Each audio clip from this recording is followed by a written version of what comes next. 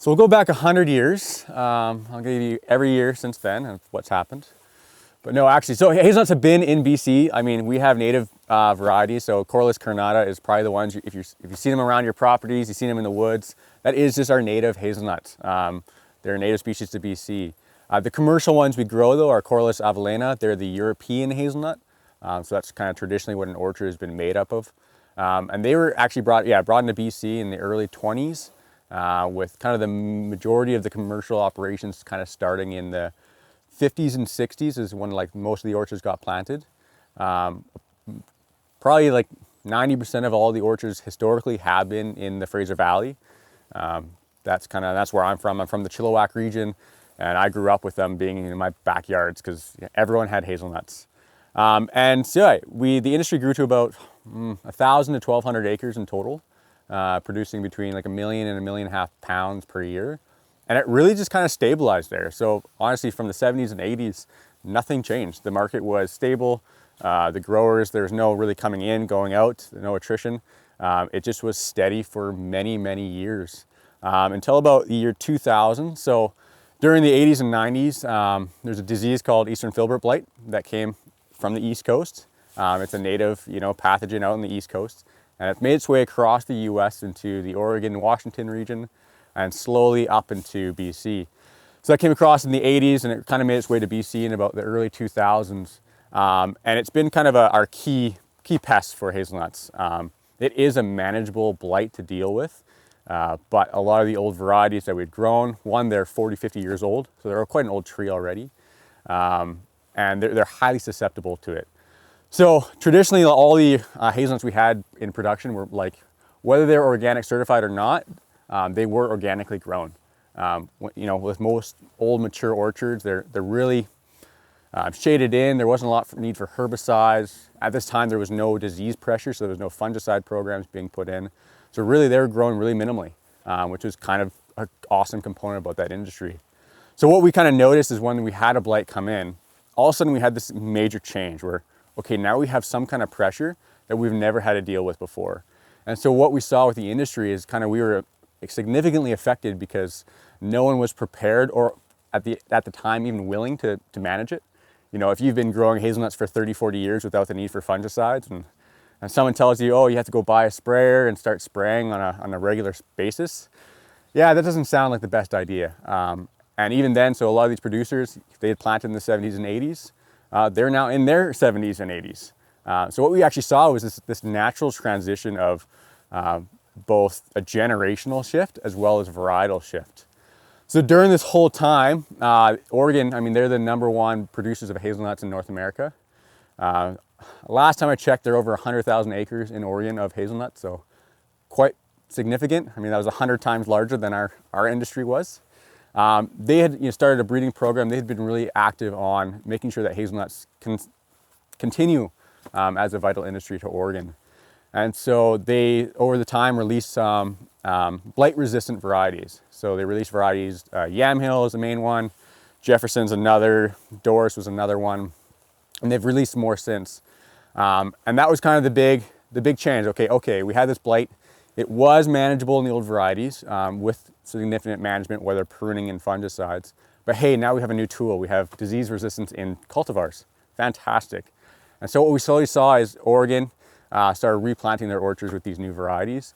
And we've kind of followed suit, right? A lot of the information I even talk about today is from Oregon, just their scale, their scope is, we just glean as much as we can and adapt it to BC culture, really. And so our industry went through the same change. What we saw was all of our old orchards slowly, pretty much dying off on their own and then slowly being ripped out. And then this revitalization of planting new orchards with new cultivars. We approached the ministry, I believe in 2016, 17, about this challenge we're facing. And they were wonderful enough to give us a nice hazelnut grant. So we actually had a hazelnut renewal program that was for the last 4 years now, specifically designed to, one, help remove old orchards. So we have these blight infested orchards, we want them gone. We don't want to have the disease pressure built up. But also to incentivize new growers to come take on the challenge of planting new varieties. So that's how you guys got involved. We're like, hey, when you're interested in the hazelnuts, and two, wow, the ministry is going to help cover the cost of planting an orchard. So it was kind of a bit of a no-brainer, I think, for you guys of like, that sounds wonderful, right? And that's actually where I got involved. So in about 2018, I had no connection with hazelnuts besides the fact that, the farmer behind our farm, they had hazelnuts and we'd go and steal them every October. Mom would give us a 5-gallon pail and say, go pick some hazelnuts from the neighbor's farm. And that's what I did as, a 5-year-old. But in 2018, some of the people in our region, they're like, hey, we're planting orchards.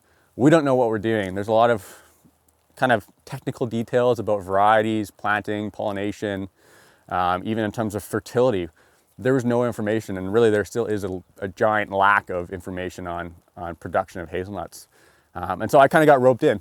So I jumped on that wagon with the rest of them, and within 2 months I was planting my first orchard with a couple of other farmers, and then I started managing that same orchard. So I was managing roughly 30 acres, 30 to 40 acres for a couple of years. And it was during this time that we also looked at, as we're planting orchards, we're getting trees from other nurseries, and we realized that the nursery stock that was out there wasn't the best. So there was trees available, but they're either 2 to 3 years out, or they were coming in small, weak, not quite what I expect when you're planting an orchard. So we actually started our nursery. That was kind of the incentive for us was, we're planting these orchards, we're planting our own orchards. We want, certified quality, disease-free stock. And so in 2020, we started our own nursery. We actually, we do bare root propagation, which is the historical and simplest way to propagate hazelnuts. You can all honestly do it on your own trees if you'd like. It's a pretty easy technique. So we planted a nursery specifically designed around propagating hazelnuts. And it's from there that I've continued and working with new growers and coming out here and looking at trees. But yeah, so still today we get interest all the time. Our industry is growing. That the replant program has really helped, get new growers. So almost everyone is kind of in the same boat. It's kind of exciting. Everyone's usually pretty new to either farming in general or specifically hazelnuts. There's not a lot of experience there. Most of all the orchards are somewhere between 4 and 6 years old, just due to the fact that we had this replant program to support new growers. So we're kind of all in this stage together, and what I'll say for you guys, if you're looking to plant or you're interested, is it's a great time. It's always the best time to plant hazelnuts because you can learn from the last 5 years of mistakes that I've made and that the rest of us growers have made, and hopefully you get off to a better foot than we will. And so a big thing I get asked all the time, well, why hazelnuts? Well, hazelnuts is kind of one of the only nut crops really grown in Canada, period. I heard there's almonds here somewhere, or pecans too maybe, but yeah. Pecans too, yeah. No, not as an orchard. Of course, yeah. But on a commercial scale, like hazelnuts that's kind of it. Again, we have our native varieties, but there are some walnuts, English walnuts will grow around, but establishing an orchard of walnuts, I've never seen it done properly. So when it comes to producing a nut crop, it really is hazelnut. That's kind of what we can do. And hazelnuts in general, there's such a unique crop where it's different maybe than, a fruit crop like cherries or berries, where typically they're eaten as a fresh or frozen product. They are the product. Where hazelnut's much more of an ingredient. If you think about how are you using hazelnuts? You eat them probably all the time, whether you know it or not. Chocolate's probably the #1 use for hazelnuts. Ferrero is the #1 buyer of hazelnuts in the world. They buy something like 70% of the world's hazelnuts. So that's what it takes to, make Nutella and Ferrero Rocher and everything else that they produce. But beyond that, it has other uses. We have hazelnut milks you can make, hazelnut oils, butters, you name it. It's such a creative product that it really lends itself to, I actually think it lends itself a lot to small scale producers looking to actually create that added value product themselves. So it still serves a bigger market of, selling a wholesale product to a processor who's marketing on a large scale. But I think there's kind of more unique opportunities on that smaller scale of, okay, not only are we going to grow nuts, we're also going to do something with them, whether it's just cracking them out and roasting them as a fresh product, or going on and doing added value oils, butters, bakery stuff, the kind of list goes on. So that's kind of a cool thing. And the other thing about hazelnuts too is, in terms of the nuts out there, it's one of the healthiest nuts for you. It's got one of the highest antioxidant rates. It's got some of the most vitamins out of all nuts. It's also quite a sustainable crop to grow. So when I compare, you look at different milks, so coconut milk and almond milk and all these other ones, while they're still good alternatives, there's still a lot of negative things about some of those industries that don't make them necessarily the most environmentally friendly products. Where hazelnuts generally, they're a lot lower maintenance. We're not pollinating with bees. They have pretty amazing root systems. There's actually some research being done right now in terms of like carbon sequestration. And what we've been hearing out of Europe, and that we're trying to prove ourselves, is that in terms of an orchard crop, that hazelnuts will be the #1 carbon sequestering crop you could grow. And so that's kind of just a little bonus as we're getting into climate change and looking at how does that affect us farmers, and is there opportunities there? Is there going to be a carbon credit system, or how can we utilize that to offset our carbon tax as a farm as well? It's just got some added bonuses. And then personally, I just love hazelnuts. So I mean, I don't know if you eat nuts a lot, but I do. And I mean, hazelnuts taste delicious, and that's why I still love them and I still work with them. So today I don't actually do much farming anymore. I have a partner that I work with, and he's a true farmer. Born and bred to be a farmer, so he's got a lot more of that can-do attitude than maybe I have. He's willing to get up at 5 o'clock in the morning and get out to the fields. So he's the one that I kind of rely on to do all the custom farming now that we do, and the nursery work. So my role today is more as an advisor. So I work a lot with multiple different producers throughout the valley. I guess I should say I'm also the president of the Hazelnut Growers Association. I always forget that I wear that hat. And so yeah, a big part of my thing is advocating for hazelnut producers and the industry as it stands today. So yeah, it's a little bit about the industry, where it's come from, how I'm in it, and why I think it's still an important industry today. And there's a lot. I think there's a lot of opportunity and excitement around hazelnuts. Again, I think especially in this area, I think there's a unique market that could be here for fresh products, and then again the added value aspects. So again, that's me rambling because that's what I like to do. What's the just maybe this gets into the life cycle a bit. Sure. From your bare root stock to your first decent nut harvest. Yeah. Best case scenario.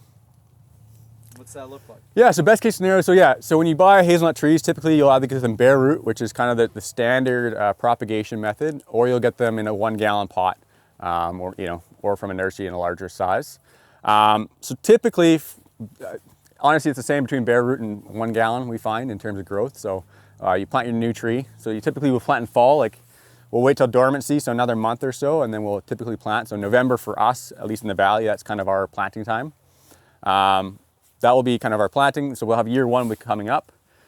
We usually see that you'll actually have nuts in year 3 on a commercial side. So again, a lot of the knowledge I'm going to bring today is from a large farm conventional side. That's just where my history is. So that's where I'll be giving the information from. So from a larger side, the economics on harvesting don't really work out in that year 3. So although there'll be nuts on the ground, it's not actually affordable to go out and harvest them. There's just not quite enough. So we typically say that year 4, in the best case scenario, is your first real harvest, where there's enough nuts on the ground where it's economical to get out there and get them off the ground. And then they're going to ramp. So just like any perennial crop, it takes a long time before you hit max production. So we estimate that hazelnuts usually hit max production around year 10. So I'd say year 4 to 10 is kind of that growth curve. And then once you're in year 10, you're kind of at max size. So from there on, you're hitting max production. You have the ebbs and flows of every year. Weather plays an effect there. But you can expect consistent yields from then on. Yeah, so in terms of wood production, so hazelnuts will set buds on 1-year-old wood. And so you'll actually get fruit off this 2-year-old wood. That's typically where you see it. It can keep producing on the old wood. It doesn't have to be that fresh, but in terms of if you are pruning heavily, you will see that delay of a year or 2 before you get your nuts back. And that's both on where the male and the female flowers are. So it depends on what, you might have female flowers, but don't pollen, well, it doesn't help, and vice versa. So yeah, hazelnuts from a biology standpoint are super interesting. They have both male and female flowers separate. So you'll always see, if you've noticed, there's big catkins in the fall. I mean, that's what they call the catkins, the things that hang down. That's actually the male pollen. There's something like 1 billion pieces of pollen in each one of those catkins, so it's quite amazing how much there is. And it's wind pollinated in the winter. So the catkins, throughout the winter, they'll open up. So they'll go from a nice tight cluster to a bright yellow, elongated catkin. And honestly, at that point, you can literally tap it and you'll just see a puff of yellow powder really come out. And so yeah, we rely on just wind pollination throughout the winter to pollinate the hazelnuts. And there's all the different timings, so every variety has a slightly different window. Hazelnuts need to be cross-pollinated, so one variety cannot pollinate itself. So when we plant an orchard, we always make sure to plant multiple varieties that are cross-compatible. And for that reason too, yeah. In this orchard, did you guys, kind of a variety and then Yeah, I even forget what you guys have. Yeah. We have oh, you got a map? We have some maps here too if you're interested. Yamhill, Gamma, Cape Straw, Jefferson, and Webster. Yeah, so to give you an idea on this orchard in terms of planting multiple varieties. So the main variety we have planted here today is Yamhill. And it's planted at, I believe it's a 1:9 ratio. So, or yeah, 8. Out of 9 trees, 1 will be a pollinator and 8 will be the producer of Yamhill. So we see about 11% of this field is other varieties. And we have 4 different varieties in this field. So, and that's outside of Yamhill. So Yamhill, again, being our main producer, we have 4 pollinating varieties to support it. And the reason for that is mainly this timing thing. All the pollen is going to get released at slightly different timings. So one, we want to capitalize on that whole window. Being a wind pollinated and a winter pollinated crop, there's a lot of like unknowns of, you know, when are the flowers going to open? Are they going to open at the right time? Are we going to have a frost come in or cold come in?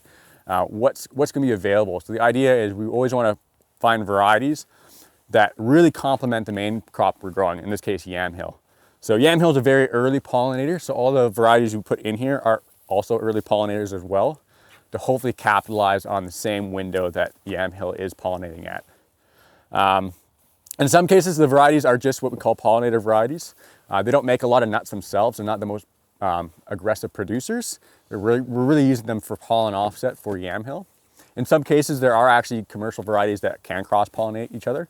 And today, you can now actually almost plant an entire orchard with what we call like main crop producing varieties. So you're no longer having these trees throughout your orchard that are, again, they're nice trees, but they're not nice for nuts. They're just, they'll make a handful. So you can actually plant with multiple varieties, with the new varieties coming out of Oregon, where everything is actually up to a producing standard and are all cross-compatible both ways. So, Yamhill is pollinating Webster, which is pollinating McDonald, which is then pollinating back to Yamhill, which makes it really more convenient for planting an orchard. Up until now, you've had to be kind of strategic on which varieties you use. Some will pollinate one direction, others will pollinate both directions. And so just planning your orchard and the spread also matters. So, yeah. So like all your data is from, sort of Fraser Valley, Oregon. And yeah, you can have the compatible alleles and the pollen shed times for there. Mm-hmm. But how does that relate to say like a 5B, 5A? Like are you sort of still in the woods on that? Yeah, we totally are. And that's even when I talked with Wes and Miriam here, and I talked to other producers, we have producers in the interior. I got one producer up in Terrace. We call them pioneers because really that's what they are. The general data supports it in terms of cold hardiness. They can do okay. The catkins are the most vulnerable, so when they are at full elongation, that is in terms of a winter damage. That is the point of concern. Is you get a nice cold window during that period, it will destroy the catkins themselves. But in terms of timing, yeah, we don't really know. So that's why, again, we plant multiple varieties because we don't know how that winter season, and even in the Fraser Valley, how that season is going to affect what flowers are open when. We did a research project in the Fraser Valley on flower timing. And even from us to Oregon, we saw complete differences. So in Oregon, if you look at their pollen shed map, it's pretty wide. So you'll have Yamhill way over here in the early season. You'll have Jefferson and Theta on the other side, and they don't overlap. So if you put them in the same orchard, realistically, their pollen is not going to be useful for each other. When we did the study in Chilliwack, every single variety overlapped. So for whatever reason, maybe it's because it's a little colder even for us, that when it is warm enough that the catkins are releasing, everything is kind of getting shrunk in the timeline, that they overlap more. Not sure exactly what that is, but for us, it was interesting to say that, oh, actually it might not matter as much which varieties we're planting based on timing, because based off like 3 years of looking at flower time windows, they were all pretty much the same and had at least 25% overlap, which again made it a little bit more, again, easy for us to decide which varieties go where. I still use Oregon's idea, you know, they're still late in early season, so I still want to keep that in mind. And again, this is a completely different climate as well. I always take these valleys, you know, you're not the Fraser Valley, but you guys are a valley nonetheless. And, you know, when I talk to producers, the trends are similar. You know, your extremes might be different and the timing are a little bit different. But I imagine it's going to be relatively the same. But yeah, there will be minute changes here. And again, you guys are coming from all over. This is kind of the crazy thing about out here in the Kootenays. There's multiple hours apart you guys are versus, you know, I'll be maybe 30 minutes from the furthest producer I work with. So even within your microclimates, there's going to be variability. And that's really what farming is about though, right? So even from site to site, you know, we're seeing this orchard here today. It might be different than down the road, right? There might be even just a different climate aspect within this own farm that could be enough to actually change how this works. But yeah, that's a great question. I just have a question to summarize sort of the market opportunities. It sounds like it's not a big moneymaker wholesale. It's labor intensive, so it sounds like it's kind of like a great crop to be like a passion project, or if somebody wanted to get into the value-added processing, but thinking, oh, I'm just going to grow hazelnuts wholesale, you know, at a 4-acre scale, for example. Yeah. Like that's a challenging argument to make, but For sure. it is like a very complementary crop if you're doing other things, and also, like you said, the value added. So is that a good summary? Yeah, that's a great summary. What I see, so even in the Fraser Valley, where we got larger acres between 20 and 50 acre plots, they're typically still their second commodity. Okay. So I have one of my producers is a 25 acre blueberry farm, and that 25 acres of blueberries takes a lot of time, but he's got 50 more acres to work with. So his idea was, I want something that still produces a fair amount of money, but doesn't take the same time commitment that his blueberry does. So he could think, okay, I could double down and do 75 acres of blueberries, but now it's multiple harvesters, it's having a huge crew. So for his mind, it was like, oh, I can do the hazelnuts myself.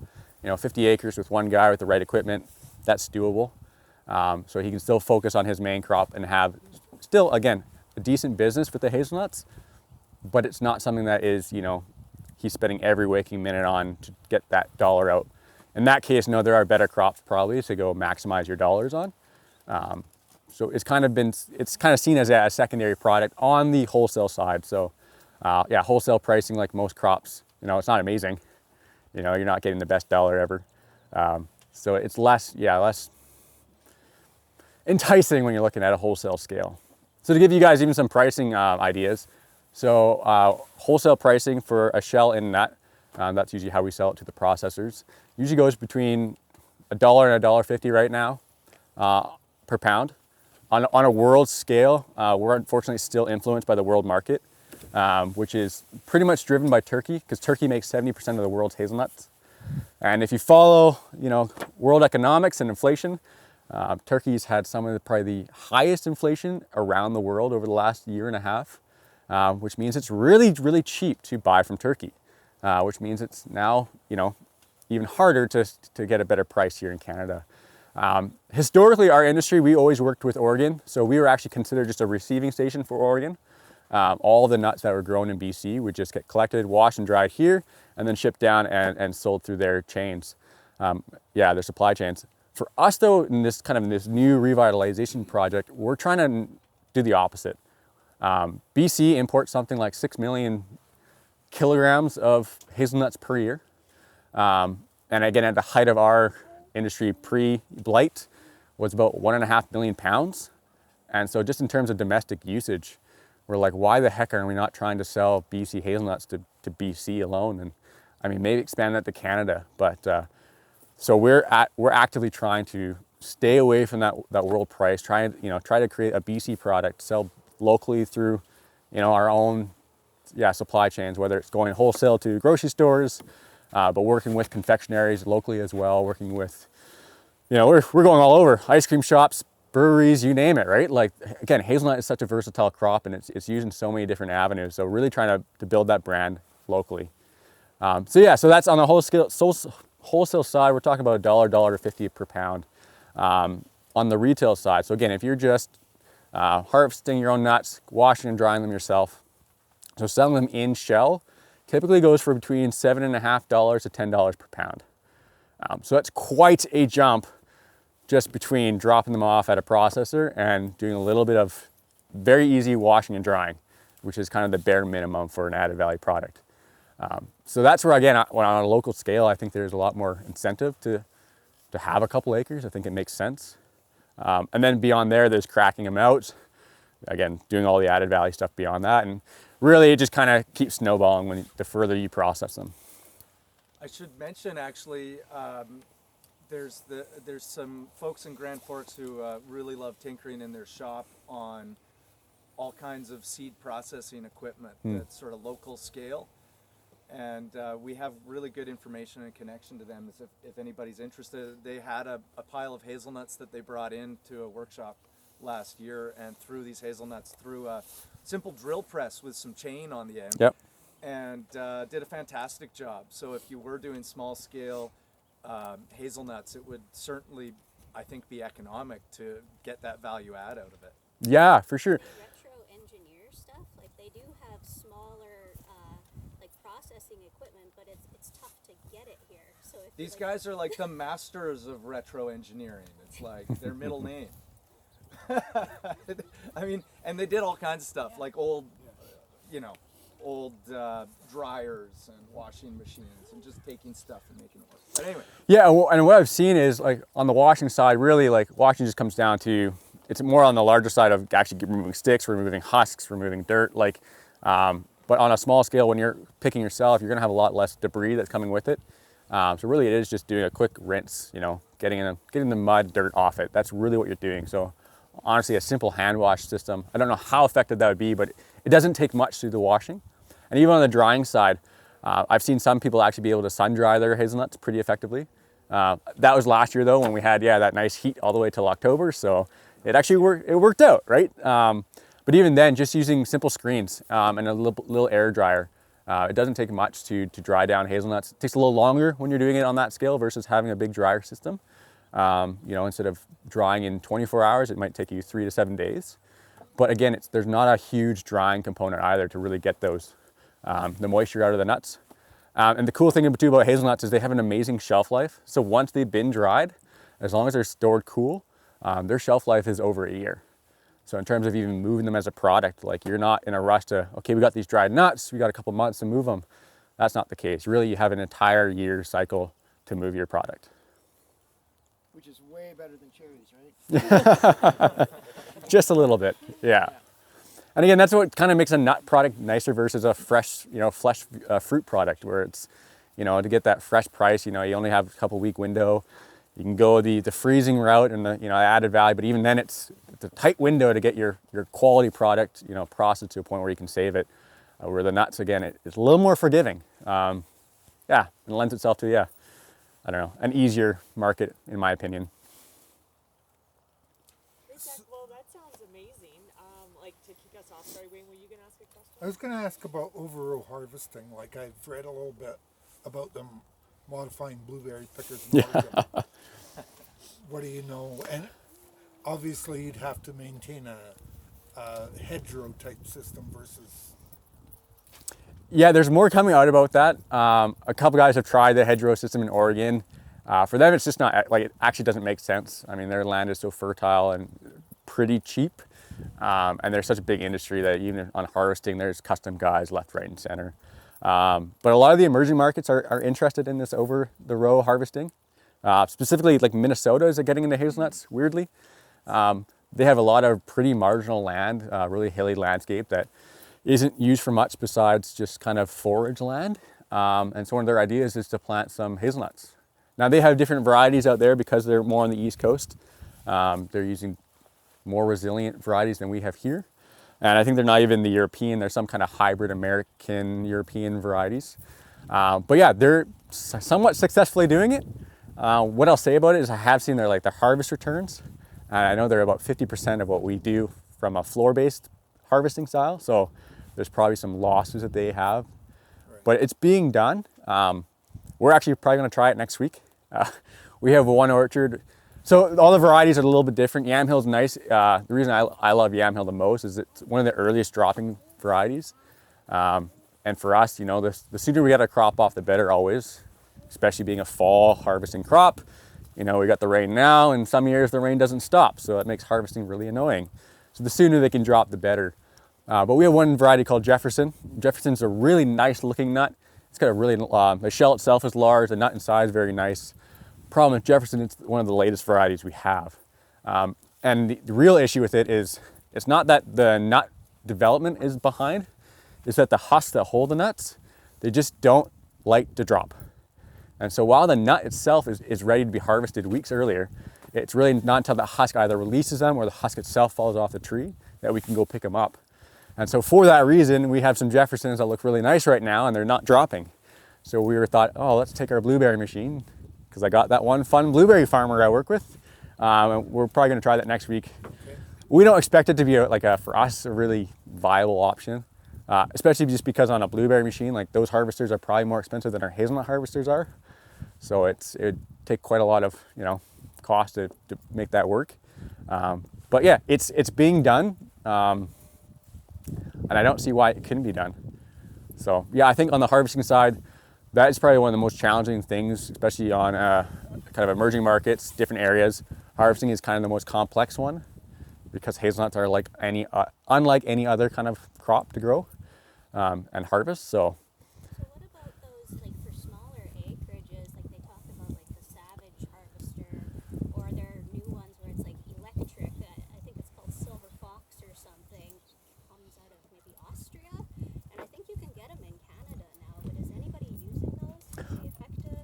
I haven't even heard of them, so I'm not sure. What kind of, do you know what kind of style they are? Are they a vacuum machine or a sweeper or a... No, it almost looks like one of those, it almost looks like a wheel, and it has these rubber Yep. things that kind of scoops it up. Golf ball machine. Yeah. That's what I was planning on buying. I mean, that's what that's what a glorified hoe, yeah. Roller cage that picks it up. Yeah.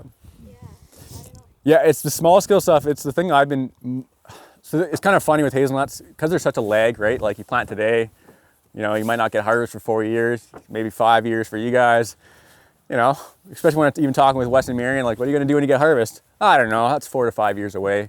Figuring it as we go. That's exactly it. But what I'm seeing right now is a lot of those farms that said that are now at 4 to 5 years that I work with. So now we're at that point of okay, well, for us in the Fraser Valley, we have enough custom operators that will come and help us out. But again, that's not a long-term solution. That's okay, they'll buy us maybe another year or two. But it's something that we're actually actively looking at as an association as well, of hey, what kind of small scale equipment is there? What can actually be purchased and maybe used as a co-op, right? So how can we buy, what's actually scalable, whether on a purchase yourself on a 2 to 5 acre piece, or maybe there's some equipment that's actually financially viable on 20 to 30, right? So if you got 5 or 6 farms in, hey, it actually makes sense to go up that one notch.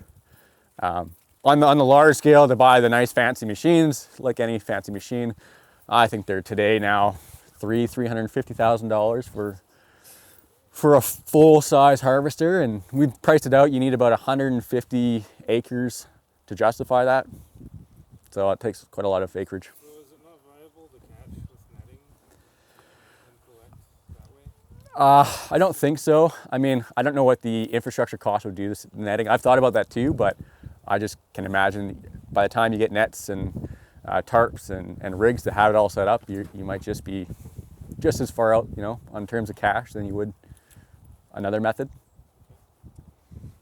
But again, we haven't seen it done, and yeah, I'm not sure if there's any viability there. Can't see 300 grand there though. That's No, of course, yeah. But what we're talking, on over 100 acres kind of scale. Yeah. But yeah, on the small scale, what I see most is, what do they call them? Little, you know what those rollers are called? I always forget what they call it, pick a nut or something like that, or yeah. That's what we're planning on. Yeah, there's a bunch of these, essentially glorified golf ball picker-uppers is what they are. Honestly, you can Google picker-upper and it'll work. And that's really what it is. It's these tines that will flick the nuts up. And there are multiple smaller options out there. The next scale goes to more of a vacuum system. I've seen a lot of those coming out. So that's what we're kind of interested in, to see what the vacuum style is. I actually have a portable one in the truck I can pull out here in a sec to show you guys. It's actually a backpack vacuum harvester. I only bring it out for demos. I do not recommend using it. And maybe I'll show you in a second why. If you shake a Jefferson at the stage that it's at, will they fall? 100%, yeah. Okay, so you can go along and just yeah. like, "Ugh." Yeah, if you go out. Blueberry harvesters do, aren't they? Yeah. Like, Mine are on the ground. Yeah, have you shook your tree lately to see how much is left? You know what? I think that it's good. Like, Oh yeah, great. Honestly, it can vary, but shaking's great. They used to historically take their helicopters and fly the helicopters over the orchards to knock all the nuts down. Because the old Barcelona, NS, the old varieties, they were even later than our Jeffersons were. we do grow those here. Like I had some on my nursery property of the old varieties. Yep. And I never saw blight in them. Yeah, perfect. And they're around because I have other. I know which customers I sold to over 20 years, and there's like I got a farm on the other side of town, and there's other people with. Those are big monster nuts compared to what these new ones are. But Yeah, the difference with the new nuts versus the old nuts is really it's a shell to nut ratio. So on the newer varieties, like you look at the actual shelled product, and it's a very tiny shell. But the nice thing about the new ones is the nut fill is much higher. So you might have a smaller shell, but now 60% of that is actually nut. Where in older varieties, like the old varieties, you take them, you shake them, and you hear that rattle. Like it's, there's a lot of space in there for that nut to move around. The new ones don't do that. Like they're pretty much firm. So when you crack them out, you're getting a lot more nut yield per shell weight. And the difference with the old varieties, again, old varieties are fine. We just don't grow them because we have too much blight pressure. But again, if here you don't have blight pressure, they're still a viable. well, there probably is blight around. Yeah, could be, yeah. you mentioned the hybrid varieties from out east, Wisconsin, Minnesota, where Yeah. they're doing a lot of these sort of more hedgerow Mm-hmm. plantings, coppice style. In the past, this is a few years ago, that's what I wanted to plant. Right. But I couldn't get them in. I couldn't get them across the border Yeah. legally. Yes, legally. So where are we at now with this whole, with the quarantine Sure, that we yeah. were under? So if you don't know, we've had a quarantine for hazelnuts probably going on 20, 30 years now. Like it's been a big issue. So Eastern Filbert blight was such a big challenge that we put both north and south restrictions on. So shipping up from the States, you can only bring it up in tissue culture. But that one actually doesn't necessarily make sense because, Pacific Northwest is kind of like one kind of macro region. But really, it's Eastern Filbert blight. So it's actually the transfer of material east to west. That is the worst thing you could do. So again, if you're legally, you can't do it. And illegally, I wouldn't recommend it either because, again, don't necessarily quote me on this, but we have one strain of Eastern Filbert blight in New Jersey, where Rutgers University, where they do a lot of this hazelnut research. They have something like 30 or 40 different strains of Eastern Filbert blight. And so what we've actually been doing, or OSU has been doing, is been sending them our varieties to see how they do. And essentially trying to build up a higher immunity for us in the event, because just like any pest or pathogen, eventually something's gonna come, right? It might not be this decade, it might not be the next decade, but just the way the transportation and A lot of our weather comes from Oregon. Yeah. It just comes straight up. So yeah, Does the blight travel with the nuts themselves? no, it would travel with the trees. So if Yeah. we were to import nuts and grow them from seed, The challenge with seeds is hazelnuts are not very genetically stable on a seed level. right? That's the whole idea with their hybrid program, is that they're trying to achieve some degree of Yeah. stability in a genetically diverse crop. Precisely, yeah. So if you bring in seeds, yeah, you're not going to get a variety. It's going to be whatever that seed is. And a lot of times for us, we have very simple resistance. So we usually have one gene resistance, which means if you're propagating even seeds off of like a yam hill that is resistant, likelihood is that that gene is not going to transfer to that seed. And so your new seedling will not have any genetic resistance. So the recommendation still is not to plant anything by seed. It's to get verified stock that is resistant. Even some of the varieties we have up here, they're only tolerant. They're not even resistant. They don't have the full genetic resistance. So Sacagawea, which I think you have, that one's only tolerant to Eastern Filbert blight. Jefferson as well is a little more tolerant, but is only on a tolerance level versus a genetic resistance level.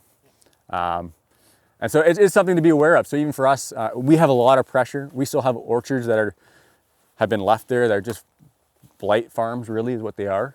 And it does move through the air, so it is spore related too, right? So it's plant material, and then it can move with the air from there.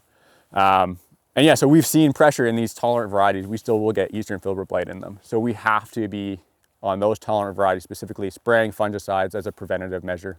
I got a question. Like, we have beaked hazelnuts. Yep. They grow natively here, and in dry areas, I would say. So maybe there isn't a lot of disease pressure on these things. But how would they rate in the blight spectrum of trees? Yeah, to be honest, I don't know that. What I can say though is I've definitely seen a lot of ugly beaked hazelnuts before. Yeah. Okay. Yeah. So they definitely will suffer in some capacity. Same thing with like Witch's hazelnut. I can't remember what that one's called again. But a lot of the ornamental hazelnut varieties are highly susceptible. So we don't. Hazel, was that what you Yeah, witch hazel. Yeah, that one's highly. Likely carriers as well. Yeah, they're likely carriers. So I know a lot of the ornamental hazelnuts we don't have, at least on the west coast. Right. You don't have them in your yards We're anymore. not supposed to grow ornamental flowering cherries around here either, because they can harbor Yeah, yeah, cherries. yep. It's the same concept. Yeah. What are the symptoms? Yeah, it's pretty easy. So what they'll do is they'll create there'll be black spores that will show up on the bark itself, and they'll create these long, we call them strikes, so long indentations or scars essentially. And what they'll do is they'll slowly start eating away at the wood. So if you ever see it, the key is to prune way down below the spore marks, just because like most diseases, where you see it is only, where it's been growing for a while. It likely is in the wood much further than where the symptoms are We had seen. a lot of fire blight this year in the apples. Right. Yeah, it's a bad blight year. Because, we had that hot spell, like you said. Yep. And we had a couple of just rough years, bad winters, and it just maybe stressed the trees. Mm-hmm. So is Filbert blight a fungal blight or a bacterial blight? It's fungal. Yeah. Yeah. Okay. Oh, oh. That is a bit Yeah, it is. different Yeah, for treatment. it is fungal. Yeah. Actually, can you tell us, like, if you wanted to do some layering, like, on that sucker, like, how do we do this? Do you just bend it over and... Yeah, so what we actually do, we call it tie-off layering. So it's different than a traditional like apple layering, which is the bend down tactic. So what we actually do for hazelnuts, I can show you. Let's get this a little more clear.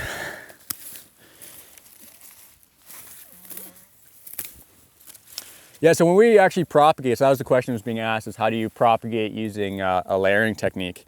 In the springtime, I mean, this is all hearted off wood now. But in the spring, I mean, these suckers are going to come up naturally. And so what we do is we wait till they're actually about this tall, typically. Usually for us, that's middle of June. They'll all be nice, still green wood, nice soft wood. And what we do is, is we put a hog tie, which is just like a little metal ring. We clip it to the very bottom of the sucker. Essentially, the idea there is to girdle the sucker itself. And then we'll pile up essentially a bark mulch, some kind of rooting media, up and around it. So what we're doing is we're both creating, that dark atmosphere that, convincing the tree that, oh, you're now planted, let's grow roots, as well as girdling, so adding that stress event. And that is actually all it takes to propagate them. I mean, it's a little more complicated than that. We've had our own trials and errors. That's the simple form of it. But that's really the basis for it, essentially creating a bit of a stress event, tying it off, piling up mulch around it, and letting it naturally root back into that soil. And you say if you do this in June, are you waiting till the following year to cut it? Yeah, so for us, we'll be harvesting our bare root. We wait till dormancy, so it's the same year. So it's only, and that's why bare root is the #1 propagation method. You can propagate within 6 months and you'll have a tree that's just as good as a 1 gallon that might take 2 and a bit years to produce. You're not scarring or damaging the bark. The ring that he ties it off, that hog ring? Yeah. Yeah, so it's just a, removing any bark to expose. nope. No, it's just putting a little hog ring on the bottom just to, again, to girdle it. And itself, like, it won't girdle right away. It's as that sucker continues to grow, because it's still going to be expanding, that it's slowly going to be girdling itself. So it's kind of a nice slow stressing event that will then promote the roots. You can do it just like that simple. We also make sure to irrigate ours, so we actually run irrigation to each tree. That way, as those roots are growing, then themselves have some water available. We've actually started using rooting hormones. We find we get a little bit better root take as well. So we'll spray the suckers first. The only con with it, so you could do it like on this tree here, like this could have been turned into a new tree this year, is because we're piling up mulch around the trees, I mean, you are gonna have some decay on the actual mother tree itself. So it's not recommended that you actually propagate on a tree that you wanna create nuts from or have as a long-term tree. And if you do it just once. Don't do it in successive years, because essentially you're going to continue to add damage to that main trunk through rotting and just, the fact that it also isn't seeing light. So we probably want to do it on your favorite trees, don't you? probably not. So we actually plant trees to kill, really, right? So our nursery, what we've done, is we've gone and planted them. We plant them in a 3-foot by 3-foot garden bed, and we just use those trees for layering. So after about 2 to 3 cycles, we find that they slowly start to kind of die and decay. So we're always planting new beds. Essentially, we're just taking our old propagation, starting another one, let it grow for a year or 2 to get a nice healthy mother tree, and then we can propagate it off it for another 2 to 3 years. And that's kind of our main propagation method. Can't you just put like a milk carton around the bottom where you hog bed? The mulch? Sure. Yeah, but so this only has 1 sucker, and I don't know if you've pruned the suckers or not, or you don't have suckers. Great. We'll usually have 40 to 50 suckers, and so what we actually do is we go through those 40. They're all around the whole tree. We'll go through. We'll actually select down to 10 to 15. We'll make sure that they're kind of around. So you could, but what we find is just, again, from more of a commercial, like we're growing trees. That's what we're doing. We'll have them all together. What we actually do is we actually take tar paper and we cut strips, usually about 8 inches high. We'll make a nice big ring around this tree and we'll fill that with our mulch media. And that's actually how we'll grow them all. And so what happens is when it goes dormant, we'll take that mulch off. We'll essentially kind of pull out the bark mulch. And really, if we did a good job in the spring and the tree did okay, they'll still be attached to the tree, but just by hardwood. So really all we do is come here and just like this, snap, and they actually break off. And so there'll be a little break point at the bottom, and then still about a 1 gallon's worth of roots are still with it. And again, from there on, we just store them in like a moist sawdust or mulch over the winter. If you're not planting right away, that's fine. Just make sure that the roots are protected. And you can plant right into spring. That's not an issue. Why wouldn't it be suckers on these trees? To be honest, I don't know. Yeah. Extra competitions? Yeah. Competition from the grass, eh? Maybe, Yeah, it could be, or just, I don't know, the way the tree's reacting, it's just hasn't pushed. I actually would imagine more suckers because they look a little stressed. Usually you'll have, a greater push of suckers coming off. And hazelnuts have very advantageous roots. So they'll just, like all of a sudden you'll have a hazelnut come up over here, right? That's just kind of their biology. So suckering isn't necessarily a bad or good thing. It's just a natural way that they grow. So yeah, you were asking earlier about management styles in terms of, you're doing a bush style, right, with yours? It's very bushy. Very bushy, yeah. There's suckers everywhere. Yeah. So are you just letting all the suckers go? Like how many branches or stems do you have? A lot. Yeah? Quantitatively speaking. There's a thing though, this comes back to the stress. We had this for like 3 years. Yeah. And they just never grew. And we had grass like this. And we dug up a bunch and saw the grass growing right into the root and out competing. And we'd seen that many times before, and we'd just always been cheap and just didn't want to buy landscape fabric. And then I sucked it up, I bought some landscape fabric, some really good stuff, the 12-year unwoven DeWitt, if you need a plug, and rolled it out on both sides with a strip going. So like I'd cut a little slit. Yep. So that one side could flop over and the other side could overlap. And I ran the drip irrigation. It's just inline drip that goes down the whole row, because of course we have a hazelnut every 3 feet. Yep. So all to say that there's limited places that a sucker can actually get out. For the first month, that whole landscape fabric heaved up as all the grass tried so hard to get out. And then it subsided down, and then the hazelnuts exploded. Mm-hmm. They grew like nuts, except they didn't have nuts. Except nuts, yeah. And so then what has been happening is around the bases where there is some opening, Yeah. there's just Yep. lots of suckers just right there. And I would guess on average 20 per plant. Yep. And then since I haven't coppiced them yet, they're sticking around at that. So I'm gonna go through and chop probably every third tree bush next year. So anyway, there's the Right, management yeah. style. But now tell me all the things I'm doing wrong. Oh, no, not necessarily. So historically, like we always grew hazelnuts as a multi-stem crops. We still selected, so we didn't just let them go wild, like and have 20, 30 branches. They still would be selected down to somewhere between 5 and 10 to build kind of that initial scaffold off. But traditionally now what we do is we do single stem. So we grow them like a cherry tree or any other orchard crop.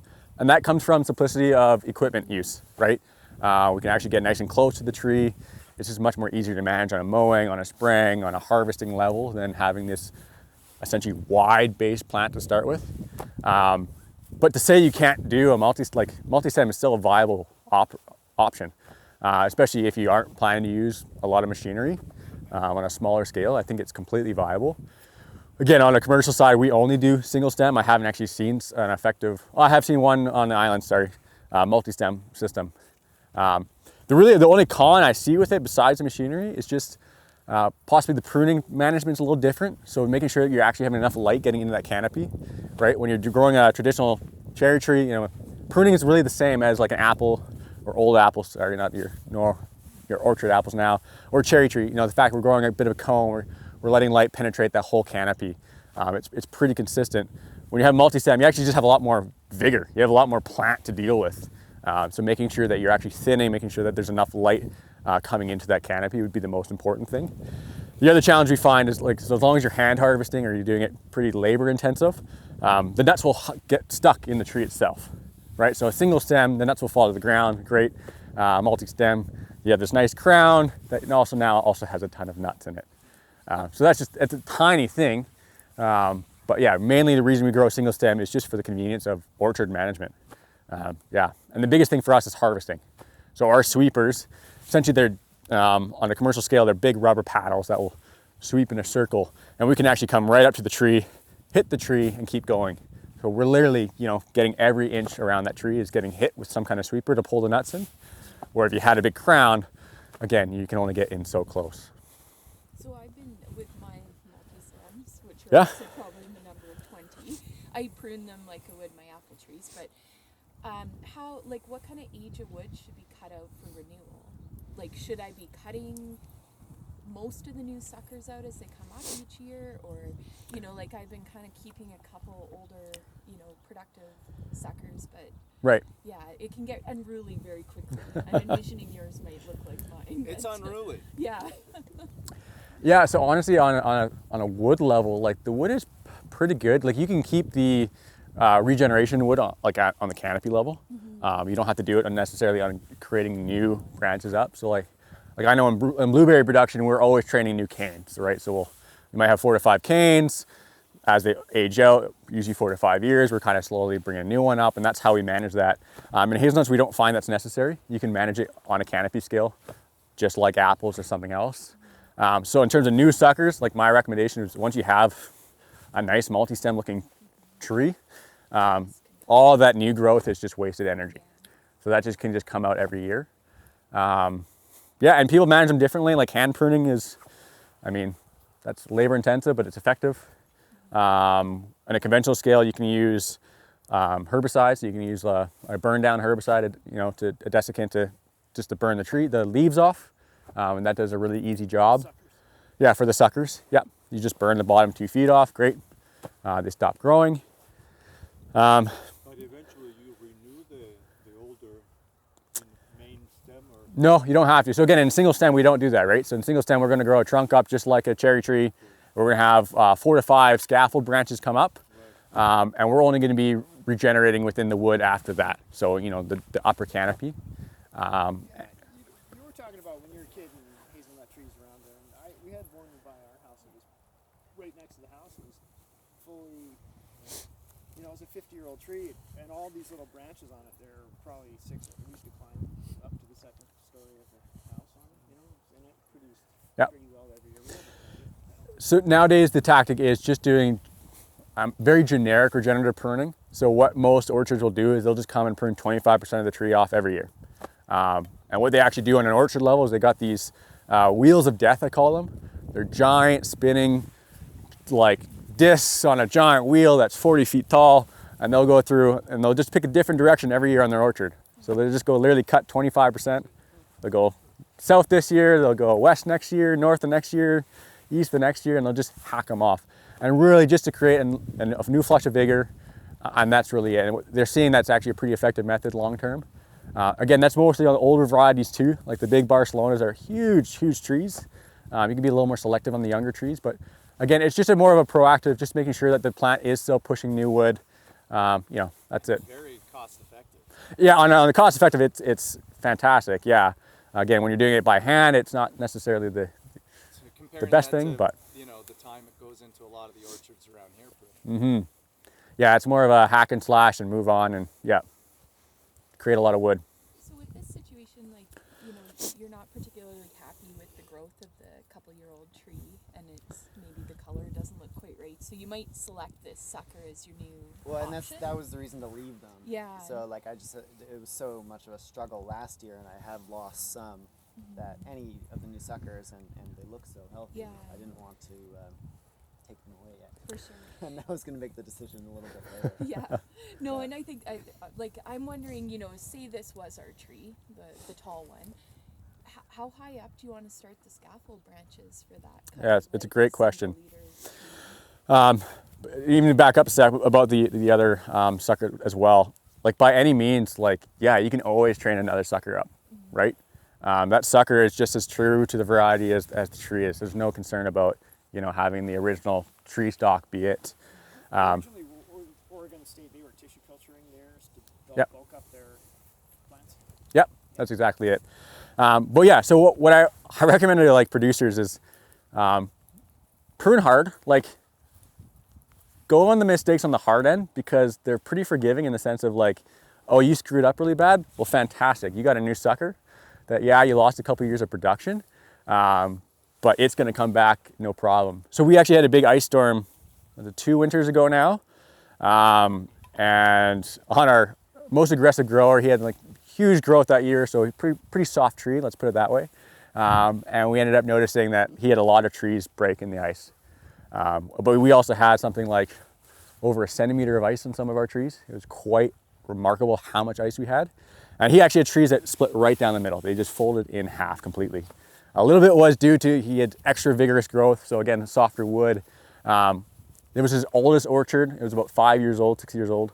And so it had some of the worst pruning management that we've slowly learned over time of how to prune a little bit better.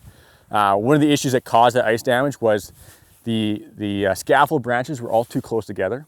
So what we found is there's just too much force put on such a narrow area that actually having them staggered a little more branchy down creates a stronger tree.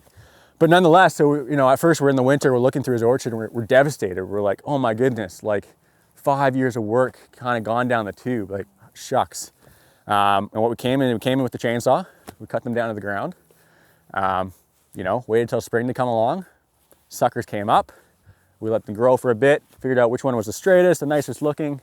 Great, pruned the rest off, went back to a single stem. And because now you got to think there's this giant root mass underground feeding this very little tree, the trees just came back twice as fast. So, now we're 2 years later almost, and it looks more like a 3 to 4 year old tree just because it had that much better of a start. So that's a worst case scenario, but the idea there was like, oh, and we've done it from now on of like, oh, I tell producers just restart. Like even the best time is the first year or two. So if you've got a tree like this and you're like, oh man, I screwed up, something went wrong, no worries. Honestly, just wait a year, wait for the next sucker to come up, and you can try again. And when you have a big root mass like that, pushing up a new sucker quickly, does it also start setting nuts sooner? Like, yeah, precociousness of like nut set, I haven't really been able to like figure out what actually indicates it. Like you'll see it on a tree like this sometimes, you'll see it have nuts. Like first year. We had nuts this year. Yeah, right? And you're like, you'll have yeah, we'll have a 1 year old plant that's got nuts on it. You're like, what the heck, why? Like I don't actually, that's a waste of your energy, you're too small. I don't, you have like 2 tiny nuts. Doesn't really make sense. And we kind of seen the range of it. We haven't really been able to tie anything down to specifically nut set in that capacity. So, but so in this tree, I mean, yeah, you do have an option here. You can start a new one because, I mean, this is the color you should be seeing, right? This is beautiful color, nice dark green. Yeah, it looks pretty good. This is obviously, And my question was, like, for today also was like on the fertility Yeah. management. And Wes and Myron have told us like you guys are using like compost and sprays for your fertility program. But the main leader here looks like it's lacking something. Like nitrogen or a myriad of things. Like you said, your soil sample results aren't fantastic. Fantastic, unfortunately. So for a fertility program, like someone starting out, like where do you begin? What do you recommend? Right. That's a bit of a loaded question. So Yeah. from wearing my agronomist hat on, I always say start with a soil sample, period. Know what's in your soil, know where you're starting from. On a pH level, hazelnut's like a neutral soil. So I think their ideal range is about 6.5. For me, as long as I see over 6, I'm usually pretty happy. Underneath 6, I recommend usually liming as a regular practice. In the Fraser Valley, we have pretty acidic soil naturally. Our soil usually sits around 5.5 to 5.8. So liming for us is just a regular thing that we do. So, but again, with lime and soil remediation, much easier to do it before you plant than after. So that's always before you even plant an orchard. If you're going to do some kind of larger scale. Yeah, do the soil sample, figure out what your soil is deficient in. That is easily, solvable. So another thing too is like your magnesium and calcium, right? Another components of lime that are really easy to get in your soil when the soil is tilled up first. But yeah, so from a fertility standpoint, literature says do not fertilize your hazelnuts in the first year. They say the root systems are pretty vulnerable to like salt burn, nitrogen burn. So it's really recommended to hold off on a lot of fertilizers if you're going synthetic route. What we've seen though is like they do need something. Like the times we've done that, our trees look like this and we're like there's enough fertility in the soil, but like we were told not to fertilize. I've also killed trees by fertilizing them as well, so I've seen both sides. But yeah, compost I found is actually the best thing. So for 2 sides, like weed pressure. So we go and mulch all of our trees. We ideally can use compost. Sometimes we can't get compost, so we use just like more of a bark mulch mix anyway. But making sure it's something that's either compost or aged, something that's balanced and neutral. You don't want to be putting sawdust on here. You don't want to actually tie out the nitrogen. You want it to be something that's actually a source. So yeah, it's good for weed competition. That's why we do it. We always put it on like right before the spring, when it's frost, actually it's on the ground in the winter. That's when we go in and put our mulch on. That way the tree's getting all the benefits in the spring. So it's getting the extra moisture retention. It's getting the extra heat from that color.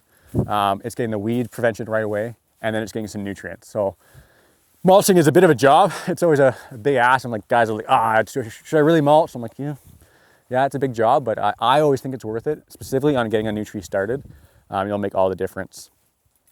So besides that, Just to clarify for everyone too, like you're using kind of the words mulch and compost interchangeably, right? Like for sure, and for us, I do use them interchangeably because we can't always get compost. I mean, compost is, I don't know about here, but it's not cheap. We actually find that just getting a mulch, so I'm just saying like bark mulch, to be honest. Usually an aged mulch is what I'm looking for, but we have that pretty readily. So it works, right? Again, it's a balanced product. It probably is still providing some nutrition, not as much as a compost would. But again, I'm just looking for a dark, aged, balanced material to go So on. like ramial wood chips from orchards nearby that have pruning waste. Like if you invested in a big wood chipper and went around with a truck, you could probably get all the. Yeah. Because out here, isn't it hard to come by wood chips and sawdust? It's tough, isn't it? No, you go to the mill. Oh, yeah. I bought mine at berries, all like piles of sawdust and wood chips. I bought mine locally, but that big pile over there. Yeah. They went out of business, so I'm not And sure so when I'm that's gonna what get you're gonna do. So that we're using all our grape mark from making wine. So Okay. we then use that with the sawdust or with the bark.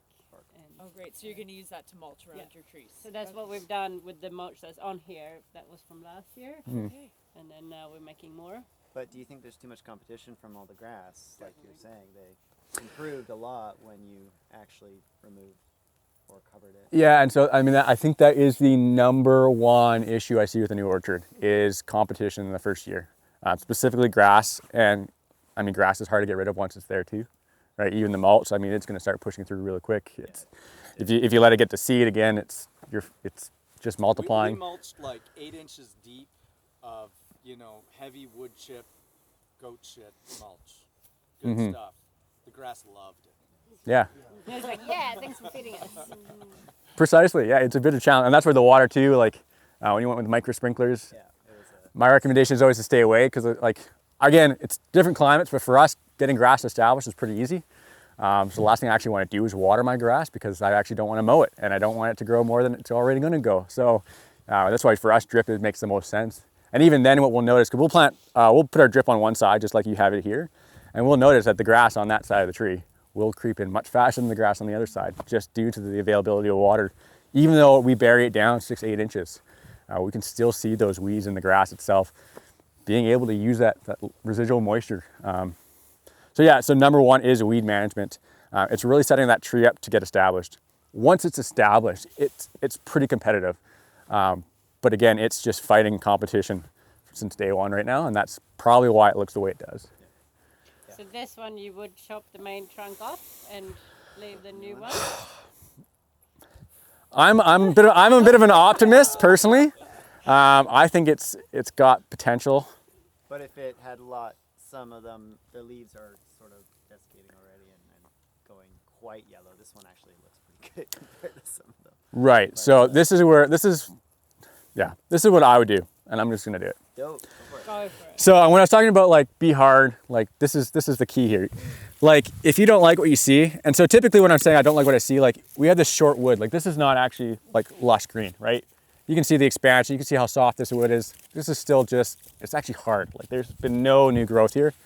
That wood's not really it's not gonna change. So if we left these anyway, next year, this is done, this is set. And this is a terrible scaffold branch. We want this to be 2-3 feet. So I'm optimistic that this tree still might have enough potential for next year. And so I'm just gonna do that.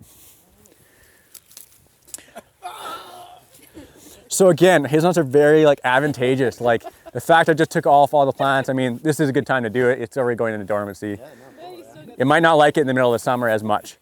But first thing in spring, kind of end of the year, just go to town. You can even see how many buds are already still on here. Like every single node has a bud on it. It's gonna push back in the spring. So what I see is especially I'm gonna call this a lack of energy. So whether it's a root competition, nutrition issue, lack of water, it doesn't matter to me. It's suffering from something. I want all the energy to go where I want it to go. So in this case, I mean, we're at the time of the year where I want all the energy to go back to the plants, or I want it to all feed to the top. Sometimes we'll have it, we can do a bit of walk. I'll just go prune your trees, hey? Yeah. Let's do that. Go wild. So again, there's not much here anyway. I don't like this little crook at the top, so I'm just gonna cut that off anyway. Yikes. Tearing the Band-Aid off. And so Thanks for coming. if this was a nice and healthy tree and is really luscious, I'd be coming here and actually selecting different branches to keep as our scaffold. But like I said, these aren't going to be our scaffold branches. We know that. So I'm just going to come and take everything off as it is. And honestly, if you come look at these trees when I'm done, guys, like there are so many buds still left on this thing. When I'm pruning too, I'm always pruning to hit the collar. So there's quite a large collar on the branches of hazelnuts. And those are going to naturally heal over too. So whenever you're pruning, you don't want to prune completely flush with the tree. You'll take that collar off. But if you prune too far away, you'll leave too much of a stub. So yeah, I can come and see my cuts here. They're pretty close. Maybe some can be a little bit better. I see all the buds you're talking about though. Yeah. Like, these are all like. So there's stuff there for next year. So I'm not worried about completely killing this thing or stripping it back. Yeah. I'm only leaving that top one too, just because I think it looks silly without it. A little hat. Okay, so Yeah, it's a little hat, right? not serving a purpose. No, I don't think so. I don't know. So this brings up a question I was going to ask, and it's sort of waiting for a spot. Like your propagation technique that you mentioned with the hog Yeah. ties and the peat or some kind of soil around it, clearly the best way to go.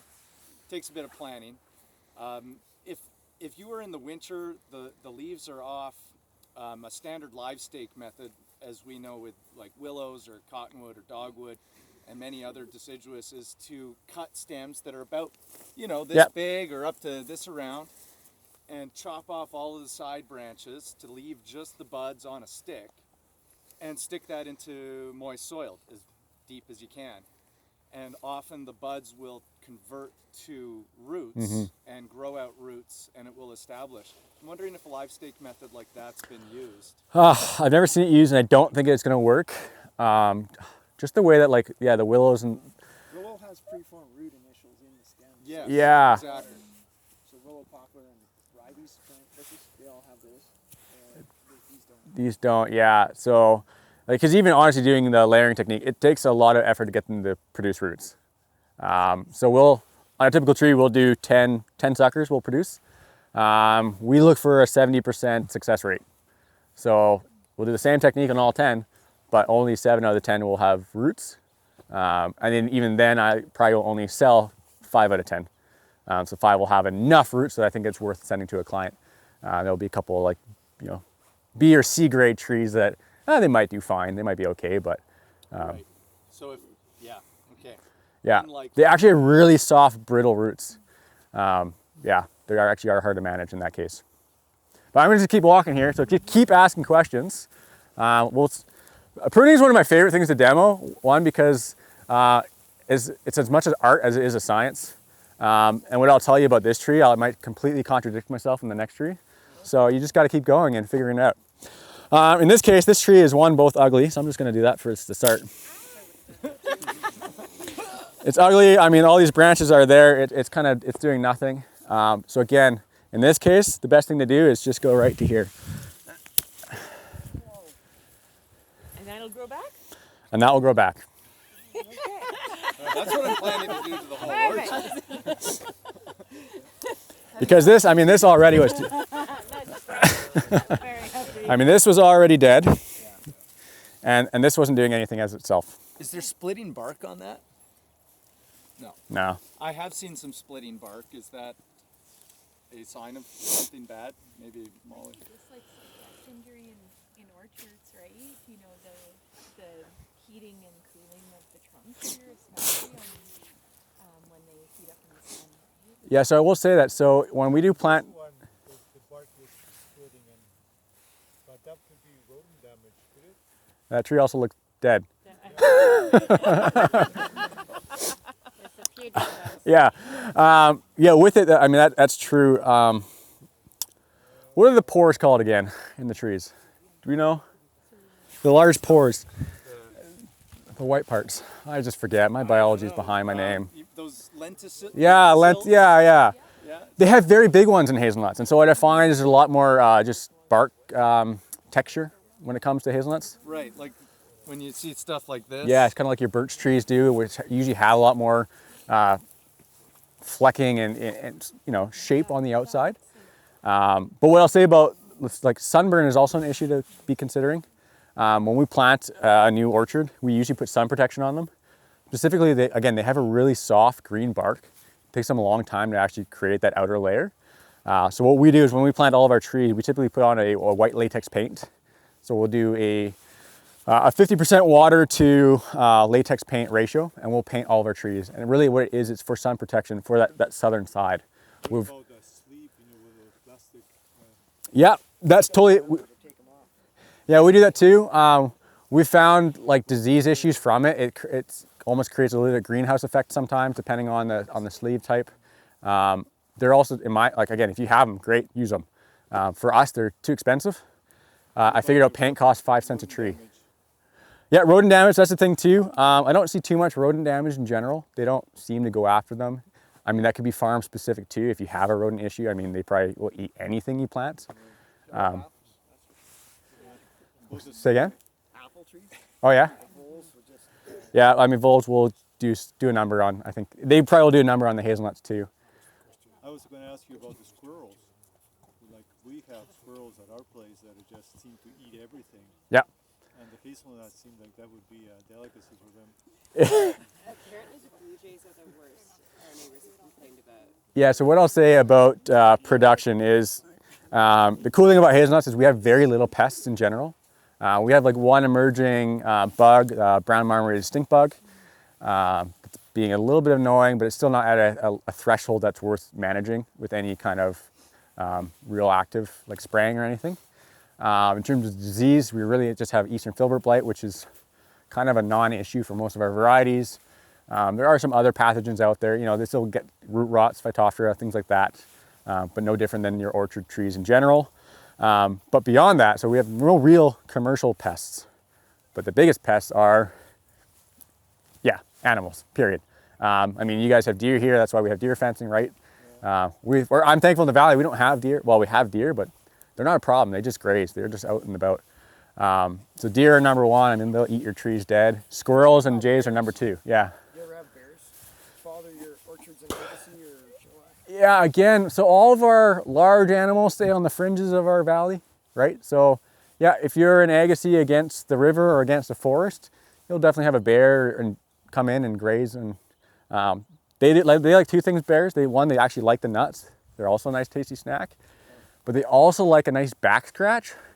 And so what they'll come in, they'll either come and just scratch the tree for their claws, or they'll come in and rub their backs on it, and all of a sudden you'll get snap, and the tree is now on the ground. So I've seen actually a lot of that in Agassiz specifically, with some big bears. And but so they're actually more of just a menace to trees, period. They'll come glean some nuts, but that's fine. Yeah, they'll climb, they'll just play, they're animals. But yeah, so squirrels and jays, they're actually the biggest pests that we have. How do you keep them out? Cats. Yeah, cats. Some people have guns. Some people trap. Some people We actually have run crows around. over here in Erickson. There's like 200 crows. have a lot that of fly. Okay, yeah. They come to my orchard. Live down the way track, they may fly. Oh, the squirrels you trap? Yeah, some people try trapping. I mean, squirrels don't trap well. I mean, squirrels are really resilient to, trapping and dying in general. So many of them lately. Yep, and so really it comes down to like situations too. So obviously the smaller your orchard is, the more likely you're gonna have impact from birds and squirrels. So I get it all the time from an orchard. They'll call me, hey, it's their first harvest, it's year 4. They got a couple 100 pounds out in the orchard. Oh, the squirrels and the jays are taking everything. And it's like, yeah, probably. You have a couple 100 pounds. You have a good population of squirrels and jays. Yeah, they're gonna take your first couple harvests. I had a grower who had that issue last year, and I talked to her this year. She's like, oh no, I wish they would take more. I have too much nuts. So even then it's like, okay, when you have a large harvest, like they're still gonna take their allotment. They're gonna come glean your orchards. But are they gonna come take 50%? No, they're gonna come take a couple percent. They might take a couple 100 pounds, but if you're getting 3,000 to 4,000 pounds an acre, which is what you can get on a well-grown orchard, they might take 100 pounds an acre. So in the grand schemes of it, like I'm okay dealing with it. But again, it depends on the size, the scope of your orchard, the age of it.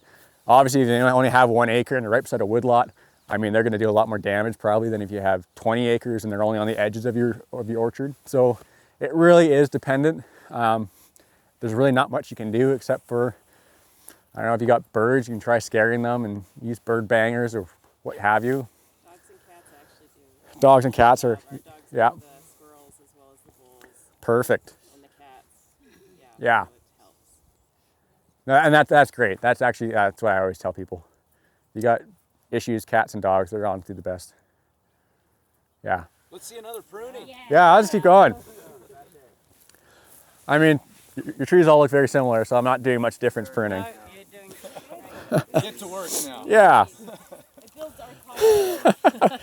But same here. So like, honestly, on this orchard, I'm just gonna go here for a bit. I'm not gonna stop.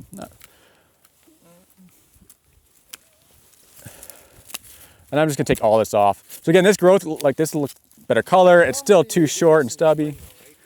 Yeah, I mean, historically you do pruning actually in winter when the leaves are off. Main thing there is you can actually see what you're pruning. How much loss is there if you do prune while the leaves are on? And I guess I got a ulterior motive here is I often chop down stuff when I ought not to feed the goat. Right. Yeah, so again, like hazelnuts are resilient. They're aggressive growers. I mean, we can prune all year round if you really want. So if I coppice some of the hazelnuts while they got all their leaves on, what sort of an impact am I going to see the next year relative to doing that after? Like, how much energy are they getting from senescing their leaves? Right, yeah. I mean, I don't really have a direct answer for that. Obviously, the more you leave on going into fall, the more carbohydrates are being pulled down to the root system. So again, you know, if you're taking off the sink to source ratio, right? So if you're taking off the source, the sink can't take as much down later. So if you're doing it all in winter, all the carbohydrates, all the energy is already in the root system. You know, so if you're taking off 25%, well, the next year the tree's starting with 75% here and 100% there. Or if you're doing it the other way around, it's, you know, you're just losing a little bit more. Right. So you But don't think it may not be as big of an impact as I've been worrying about? No, but again, we just haven't seen it. We just, again, we prune really hard, and sometimes I prune way harder than I think I should. And then next year, I can't remember what the heck I pruned because it's all just coming back pretty aggressive. The only thing to be worried about, yeah, is just like how can you maximize, storage for the winter, right? Like Sure. letting the tree do its natural thing, coming down in fall, going into dormancy. Yeah. I'm feeling way more confident about cutting stuff down. Keep pruning. Yeah, keep pruning.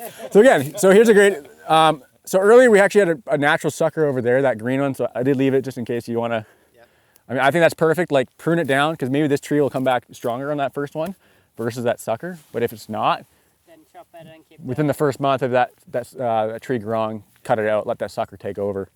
In this case, this isn't a sucker. We call this a water tap. So this is actually coming off about 1 to 2 inches off the ground. Yeah. It's a branch. It's a branch. We do not want these guys. These guys are really, really soft. They're just, really what they're taking is, we call them water taps because that's what they're doing. They're taking water and some nitrogen and they're just bolting. They're usually coming off at weird angles. They're not strong. They're not really useful. And so this is not actually a sucker. It's not coming from the roots, from the crown. It's coming from the tree. So in that case, we always want to just take that off. It's useless. If you're going to select branches for scaffolds, what are you looking for? Are you looking for an angle? Are you looking for, Is there any you know, way- just We'll go find a tree to do it on. Yeah. Oh, that might Like be if you difficult. look at these right now, like some of those have a half decent. For sure, yeah. And so I'll show you one thing on this one.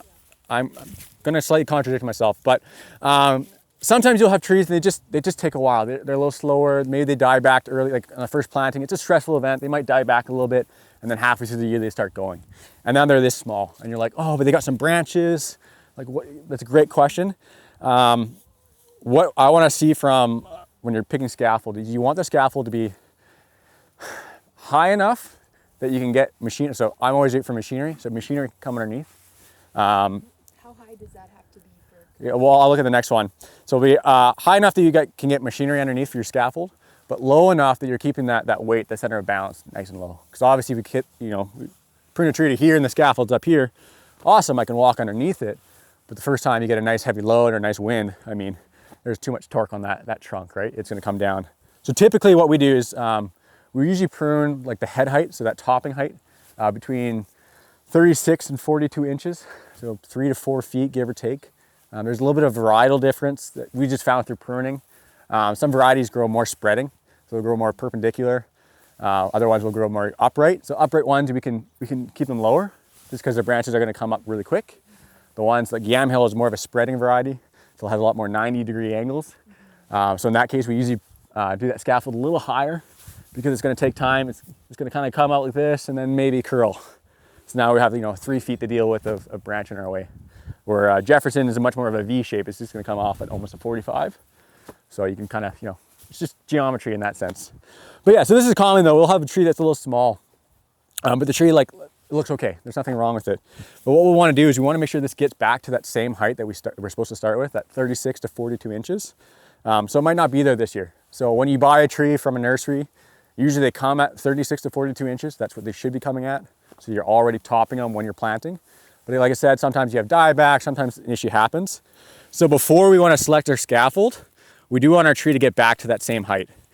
So if you ever have trees that are too small, you want to make sure that in the next growing season that you're continuing to train them upright. So essentially you want to train a single stick up until that 36 to 42 inches. Then you're going to top it, and then you're going to look at the scaffold branches secondarily. So in this case, yeah, it's not tall enough, so I can't have this. I can't pick scaffolds, because realistically that scaffold's going to be here. So in this next growing season, it'd be their job to keep training this tree up, use a stake to keep training it. Once it's at height, great, tip it off, promote those sideways branches, and then just keep following that. I've got a question following on from Blight. Yep. And it's partly to Molly too, who I forgot to introduce as a pest management expert in orchards. She does all of the orchards around here. Oh, great. And really, when you come across blight, it's fungal, so that's going to be a difference. And you mentioned cut it way harder than you think, way far away from it. Mm-hmm. Well, what should you do with that material at that point? How do you handle that material appropriately to prevent spread? Yeah, the recommendation is to burn it. So it's to destroy the material. So take it off the farm, get rid of it, burn it. That's the number one thing you can do. Yeah, that's really it. Get rid of it. Yeah. Again, the spores are still active. They can live on the dead wood. That's fine. That's what they like. So if you just put it in a compost pile at the corner of the farm, it's still there, right? So you get a nice wind event, the spores released, it's coming over. So get it off the farm, get rid of it, destroy it. Burning's the easiest way for that. Yeah. Yeah, so no alternatives. Well, we've seen it even in unfortunately, fungal spores will even come out of mulched wood. So that's always a tricky thing. When we have these really big outbreaks of fungal cytospora, right now there's a lot of paratrellis rust around too, right? It's been a weird season. There's a lot of fungal disease, and that can transfer on a lot of small pieces of wood that have gone through the orchard mulcher. So it is burn it, but then also I think just general sanitation, fungal cankers move really slowly generally in wood, and so management of cankers by cutting or brushing or removing that tissue, repainting with the latex paint, copper, those sorts of tools can be used to help manage cankers and might extend the life of something, if it's not something you could prune out, right? Because sometimes it's going to be in the trunk or in the one main scaffold, right? So. And you're not quite ready to chop the whole tree. And you're not quite ready to take the whole tree. Yeah. No, and that's a great comment. There's always, preventative is always number one. Something I always say too is, use good sanitation, specifically pruning. That's going to be your number one practice that's going to pass a pathogen on. I haven't sanitized my pruners yet on this row, but I'm not also seeing any issues yet, so I'm kind of being okay. Would you say with this tree, are you seeing sunburn on the tissue? I haven't obviously been spraying my trees, but it looks fine still. What we'll see though, not growing as much? No, I don't think so. Enough for that case. The sunburn, what we see is usually it comes up actually later. Usually it shows up in years 3, 4, 5. So essentially there's gonna be some soft tissue damage that's gonna happen. And then as the tree develops, that wound doesn't go away, but it somehow just gets exacerbated over time. Also, it's a source for secondary infection. So if you are gonna have some kind of canker or blight or issue show up, that is probably the spot it's gonna show up in. Should we paint these trees now? Yeah, so I actually, on one of my orchards, it's a 4-year orchard, but we've actually replanted some because, like any orchard, it doesn't perfectly get established. So we have 1 and 2 year olds in this 4-year-old orchard, and we just went through and repainted it again this year, just to be safe. Again, not until the bark is kind of hardened off. The tree eventually provides shade to it too, so it's a bit of a relief there. But in the first couple years, Paint, Just the trunk, or do you just the trunk. Yeah, I just go up to the scaffold. No, we just find that's the main, is kind of that lowers. And really it's the southern side we're worried about. But again, it's easy enough to paint the whole tree. We find our paint usually lasts 2 seasons. So that's why you usually only paint once. It gets us year 1 and 2. But again, if we think there's extra pressure, again, paint I find is the cheapest control measure. Like I said, I priced it out last year at 5 cents a tree was our cost. So to me, Doesn't take long.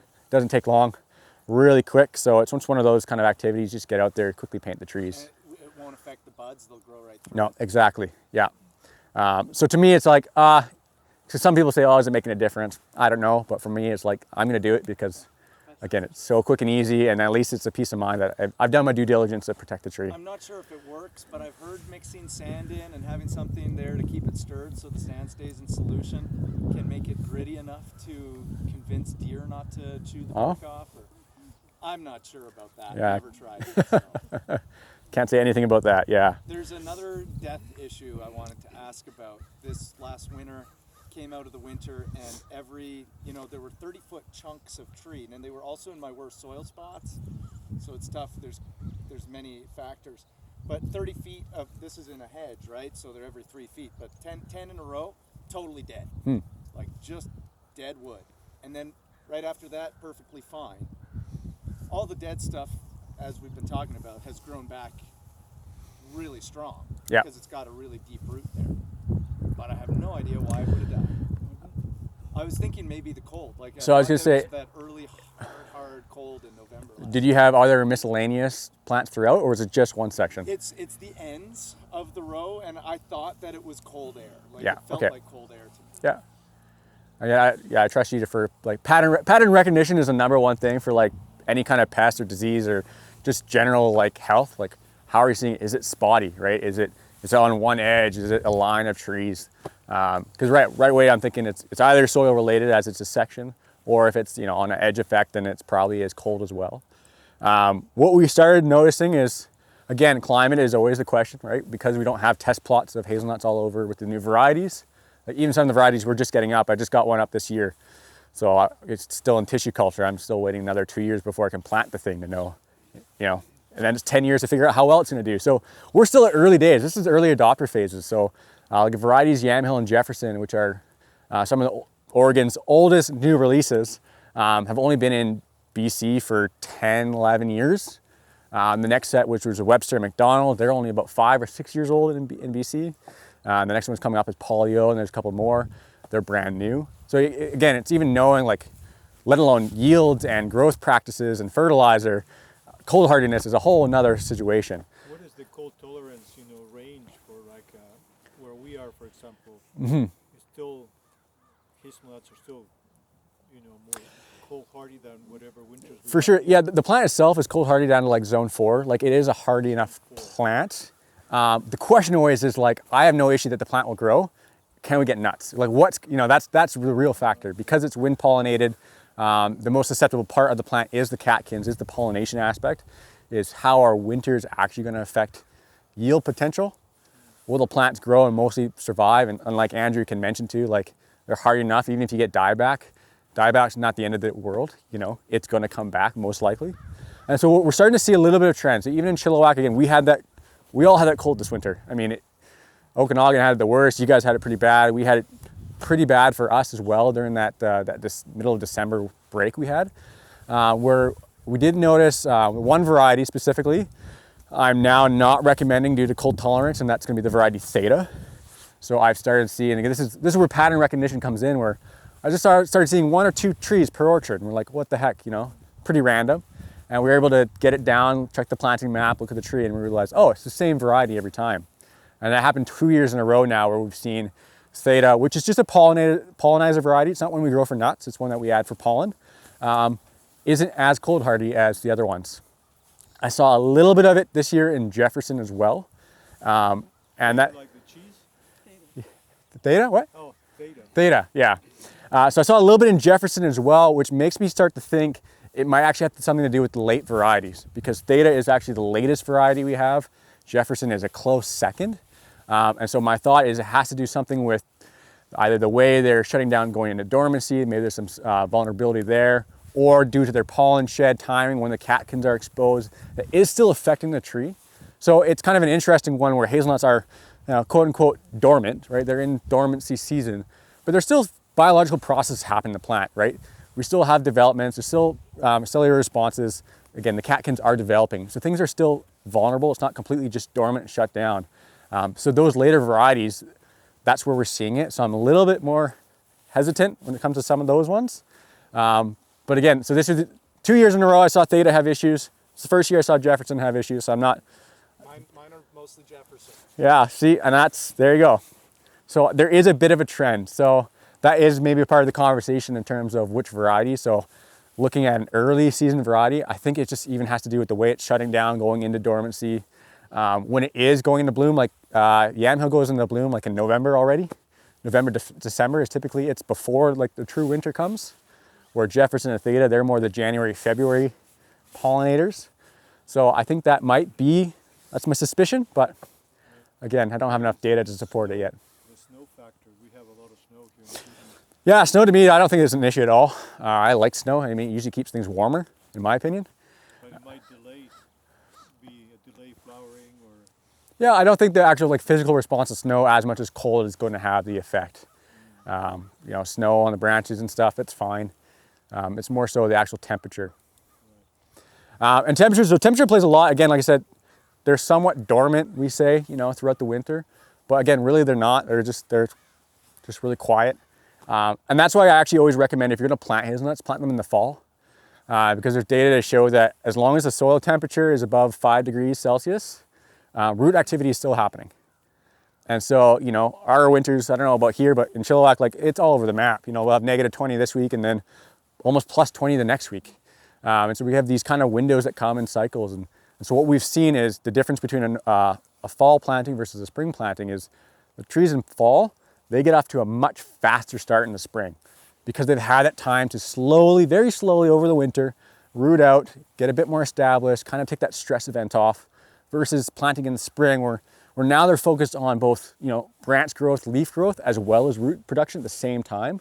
Where in the fall, they've had that chance to do a bit of that root production first, get a bit more established. So now when they are being asked to, produce leaves, go into photosynthesis, they have some storage, some energy, some root mass to actually back that up. They can still do well in the spring, but it's just something that we've observed now over a couple of years. Well, the one question was about scaffold and the pruning. So, I mean, this is as good of a tree I think I'm gonna get here for this demo. You guys are doing great. This is par for the course. You guys you're right on track. So really you can take the branch from the very top. So what I usually do is, so this is our set height, great. We're gonna take branches throughout all the way down to about 24 inches, give or take. So really an easy way to do it is we're gonna pick 4 or 5, start at the top, so this could be 1. Really I want different directions, of course. I want this to be a nice full 360 tree. But I also want separation. So that's the only thing that's the con with this one is, these are, I got 1, 2, 3, 4, 5. So this could be in terms of the number, actually the position, they're all pretty reasonably round. Would be okay. The only con I've seen now, especially the longer we've seen trees, is it's almost too tight. So now when these develop, these are going to keep getting wider and wider. This is all going to be kind of one really tight crown area for that tree. So if there ever is going to be damage, it's going to affect the entire tree versus having a single limb that's going to snap off. This is going to become a weak point. So really the rule of thumb is you always want about 4 or 5 inches between each branch. And another way to do that is just your fist. So if you can put your fist between that branch and the next branch, that's probably enough space. And so that kind of puts you at, if you're at 36 inches, 4 branches, each 4 inches away, that's 16 inches, your bottom's about 20. So that's where I say, 36 inches to 24, 40, that's kind of the range we're looking at. So in this case, if I was going to keep them all, this one would be too close, so that one would come off. So that one would stay. This one would be too close, so that one would come off. This one would stay. And you're going to go down. And you know what? We can actually do that with this one. Sure. So that's it. So if we're picking 3 on this one, that's kind of the scaffold. That's what that'd look like. I'd be okay with another one over here. That'd be fine. But that's it's pretty simple with scaffolds. But sometimes the plant just doesn't give you what you want. Again, it'll give you, I don't know, maybe just 2 nice ones, or we'll get them all looking one direction. We see a lot of that, like that plain old kind of initial growth habit, which is just annoying when you're picking scaffolds. They do eventually kind of rotate and they find their sun over time.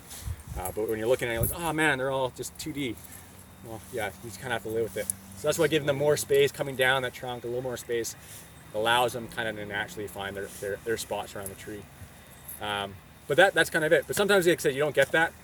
My recommendation is if you don't like the scaffold you have, cut them all off, restart. So literally, if I didn't like any of these, this is what I didn't do initially, and then we learned over time that they're quite forgiving. Prune them all off, get them back to a single stem, cut that single stem just like you had it originally. Again, they're going to come back twice as fast next year. Already by next summer, you're going to have your scaffold back again. You can reselect. Yeah, what I found in the early days was, again, this was so precious trees. I wanted to keep every piece of wood, so recommendation was to keep like 3 to 5. So we'd keep like 6 to 8 just to make sure. Like, okay, I want to have a couple backups. I don't want to like have to do this twice. And then we realized, oh, going from like now 8 down to 4, well, that was just as hard. Now I'm actually pruning twice as large wood, making bigger cuts. It's a little more work, a little more annoying. And then even then, they just were still just as ugly as had I just stuck with the beginning. So again, it's hard to prune that wood in the early days, but what I always say is you're better to do it now than when you have nuts. So that's what we ended up seeing is that's some of the biggest mistakes we made was pruning. Was we didn't make those hard decisions in the early days, and then we got to year 4, which is kind of our first harvest year, and we're looking at our trees and we're like, you know what? About half this tree has to go. And so now what we're doing, we're affecting nut set. So we literally came in and we pruned about 50% of our trees off. So essentially losing half of our yield for year 5. We just took that hit because, again, better now than later even then, right? So now when we look at new orchards, like, you got 3 years to make mistakes before it's going to affect your harvest. And even then, that 4th year, that's your small harvest. It's going to ramp up. So really be progressive, really be or aggressive, and trial and error in the first couple of years. That's where it pays out. Yeah, Molly, I don't know if everybody here knows Molly's listed, but Molly, Sure. I mean, you do so much horticulture work in the valley, and you're a big proponent of hard pruning. Oh, well, we've seen it in our own orchards. I mean, I'm just looking at what we had to do next door, right, last year. Yeah. But, yeah, we've had to do some really big pruning. Yeah, and sorry to put you on the spot. No, and that's I feel like what Zach is saying is something I've heard you say before. Yeah. Like, it's hard to be aggressive with the pruning, but you have to be aggressive. For sure. No, it's the number one mistake. And I mean, we've made the mistake over the years where, we thought, oh, we'll just do a little bit. We don't want to lose too much crop. And then you find yourself worried about, having too much crop on, and you're back in there in the summer cutting the crop off. So, in order to save the trees. And we've had that a few times, eh, Greg? Yeah, and this year stuff we didn't prune hard, was full of mildew. Yeah. And then we're fighting mildew. Yeah, no, we ended, and I think that's, something here, like in the early years, we actually, the orchard across the road, I mean, we planted that in one style, we cut it down to a single liter last year, and now, I mean, when you go out the gate, you'll see how big the trees are, but That's what we've been comparing. Yeah. Oh no, we've done it at the same time. Look at that tree. no, but we looked at it, we weren't happy with the growth, the deer got in and ate half the trees, so we went in and hard pruned it back to a single liter, and now it's grown quite a lot. Yeah, it looks good. Great. Yeah, the other thing I always think about too is like where are you putting your energy, right? So like, where's the plant putting its energy? So that's the same thing as sucker management. If you have a lot of suckers growing throughout the year and you're only going to prune them once a year, well, that's, in my mind, that's all wasted energy that your main tree could have used, right? So the same thing with leaving extra branches because you're not sure. Well, now you're just dividing the energy that tree has. Instead of getting these nice 2 to 3 foot branches, you might only get 1.5 foot branches because you have twice as many. So even in the early days too, and people are asking how often can you prune them? Hazelnuts are really resilient. They don't really have issues if you prune in the summer. They're not going to have any dieback from that. So even in the early years, if you can afford to get out there 2 to 3 times a year, just to make those small adjustments, again, every time you prune, you're just going to be allocating resources to where you want instead of where you don't want. And again, when they're nice and small and young and soft, it's really easy to do. Obviously in the later years, you're just going to do your winter pruning on your big stuff. But yeah, I've seen that too. If the growers that get ahead the most, they're the ones who are, they're pruning in the spring and they're coming back in the summer sometime when they've got some downtime and they're going through their whole orchard one more time. And I've seen that really pay off. Any idea why the dieback here in this orchard? Like, Yeah, I mean, Wes and Miriam kind of talked about it already. I mean, you guys can reiterate a bit about this land site.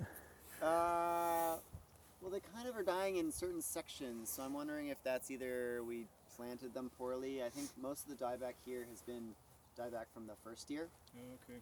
Yeah, so and they just didn't take. We Yeah. planted them in November 21, yeah, and then they just didn't grow the following year. so maybe that was winter kill, or they just Right. we planted them poorly and they didn't quite get established. Also, water issue. We had micro sprinklers. We didn't have the drip installed, and so the ones that didn't quite make it just didn't get enough water Okay. as well, I think. So that's why we changed. So we the switched irrigation over system. this summer to drip irrigation. So yeah, we just haven't replanted. So there's all the dieback is just from. So the micro sprinklers weren't good enough, huh? You No, think we that- had the micro sprinklers in between, It's just a Oh, little in bit the too hot, rows. I find, in the summer here, and it just to didn't. give quite- them enough. So it was in between. Yeah, so Yeah, you, it was 1 per 4 tree. you so it had wasn't one per the irrigation tree. line still there. We Right. buried it and then had micro saving sprinklers pop money up. on- Standard micro sprinkler here would probably be in between every tree on the row. Yeah, we were talking to irrigation people and they said, oh yeah, this should work. This should give the trees enough. But Just trying to give it enough space so I could mow around everything. And Totally. it didn't quite work. you learn. You live, you learn. Yeah. At this point, some of this in this low spot looks like winter damage over a couple years. Yeah. Yeah. And especially on young, vulnerable wood, like it's not Yeah. hardened off. But Yeah. It's quite a cold spot. You like Yeah. walk down the road and you just feel the cold air just sitting here. So yeah, the air drains in, and I Yeah. mean well, and the underground water runs through here. Yeah, too, exactly. right? So, Exactly. Yeah. We'll see. Yeah. Hopefully we can have a field day in 10 years and it's going to be Yeah, there you go. We should do that. Yeah. someday. We want to see the time Yeah. lapse now. It's about to take off. yes. Yeah. This tree. But would you Come back to this tree. put, for mulching it, like for giving it less competition with grass, would you put down fabric or what would be a good? Yeah, I mean, if you're fighting grass, I mean, fabric is probably then your next best bet. Typically, as long as you're getting on mulch right away and you keep up with it for the first year or two, if that's your management practice, it's usually enough to work. Again, most of our producers use herbicides to help as well, because again, it's tough competition. It depends on your grass a lot. Yeah, that too. And the kind of grass we have just spears root systems. Mm. And I'm organic, so I can't use a herbicide. If I weren't organic, I would use a herbicide and then mulch. Yeah, so I've talked to a lot of producers too, because organic comes up all the time, and I'm a fan of having all the tools at my disposal. So that's why I'm more of a conventional guy, just because I don't want to break my back weed whacking or all the extra work. But something about it too is like, because it's such a long transition. So I mean, it's not 4 years until you have a crop, and even then you're talking maybe 7 to 10 years until you have a substantial crop.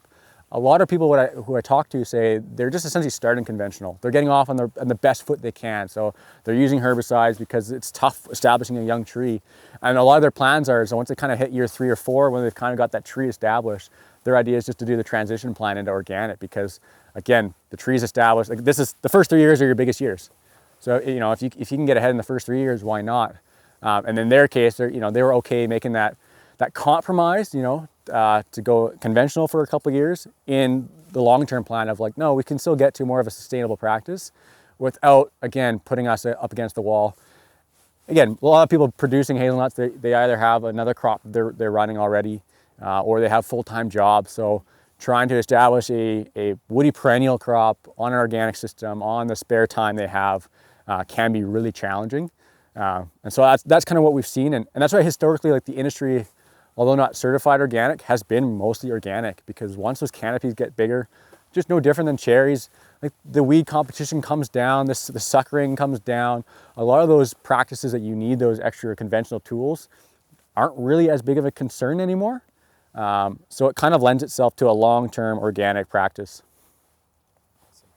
What about the landscape fabric like he has at this stage?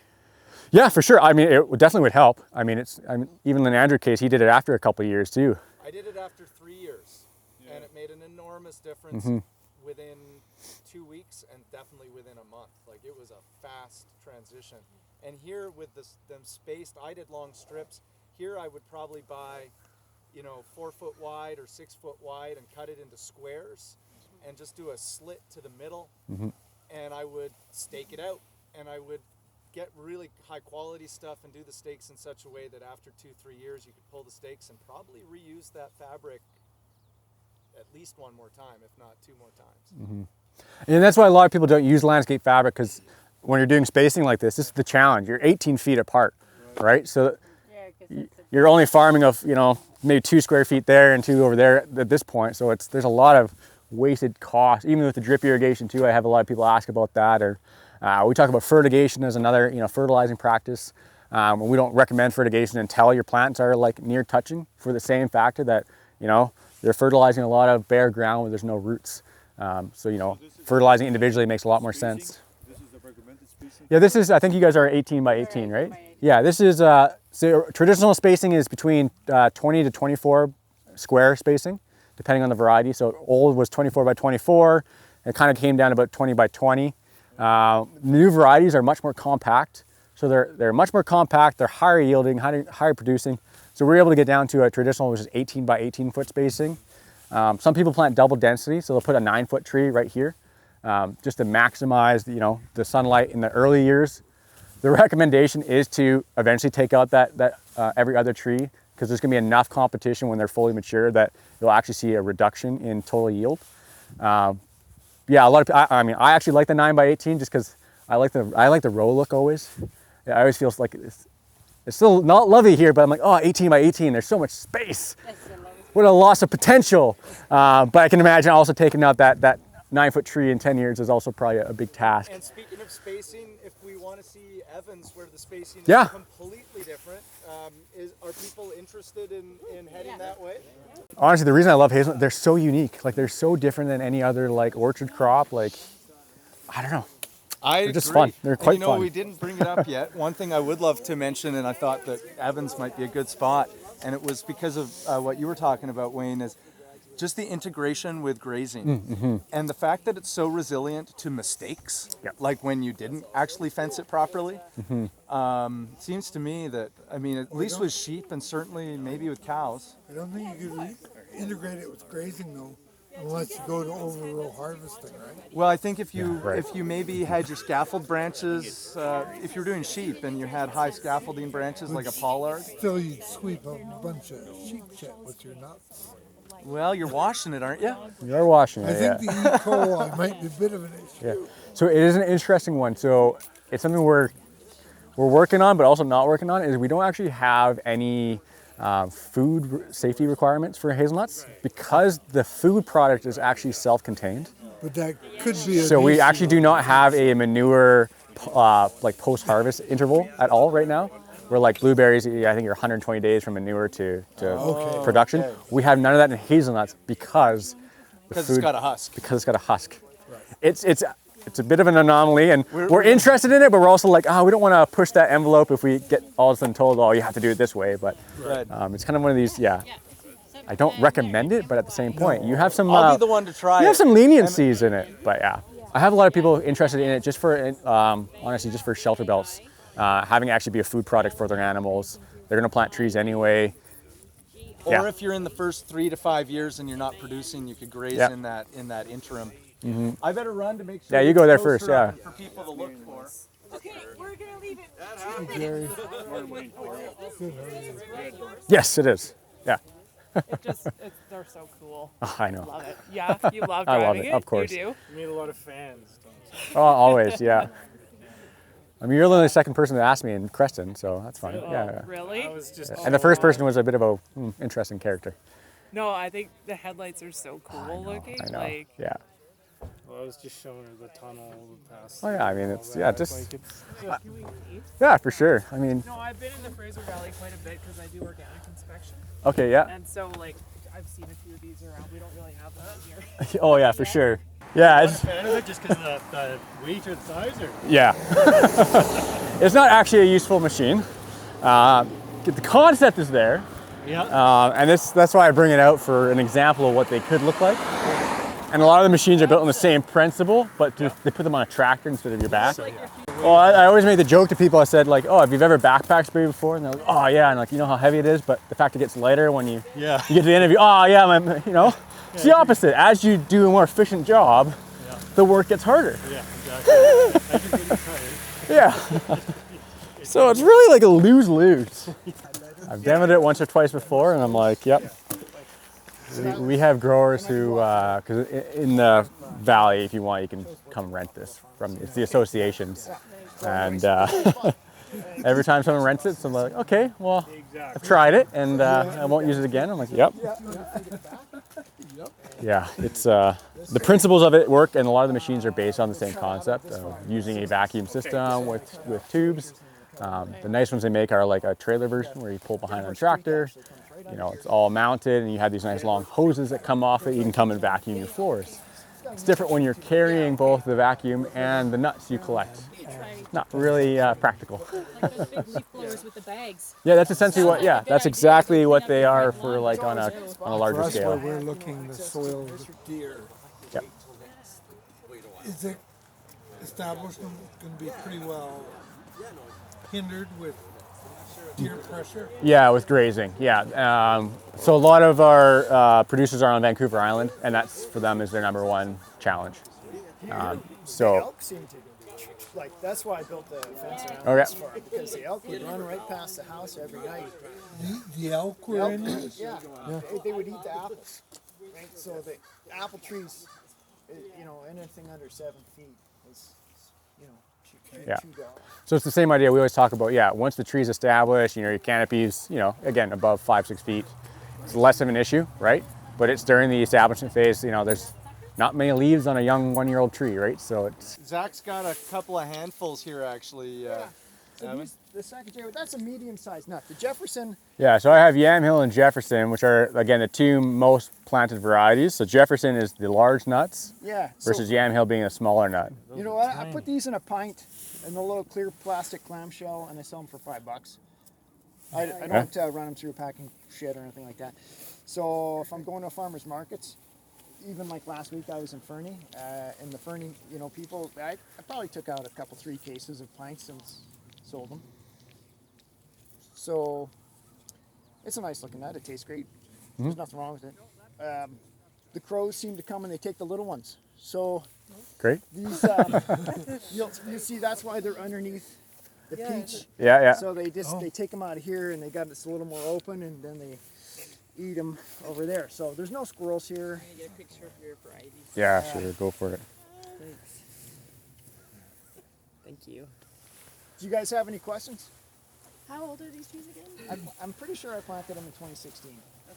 So 7. That's how I do my record keeping. Yeah. 7-ish.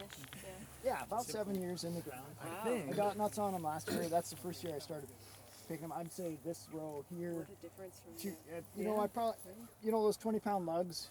Yeah. Like I don't know if I got 5, but maybe 100 pounds off. Yeah.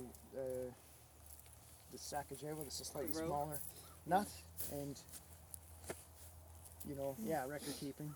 I don't do it. So, Zach, tell us about your vacuum cleaner. Could you use your vacuum here?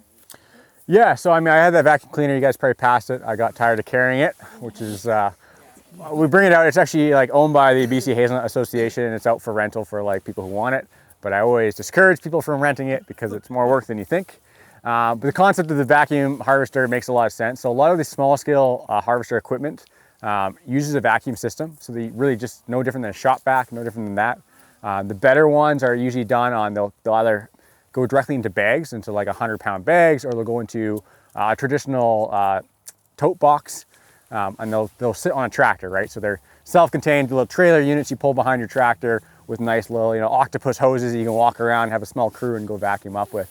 And so in turn, on an orchard like this is the challenge with multi-stem, I'd say, is that your canopy just comes so far away from your trunk that to actually get at the nuts, even with a vacuum, you're getting down and underneath and really getting close to the tree.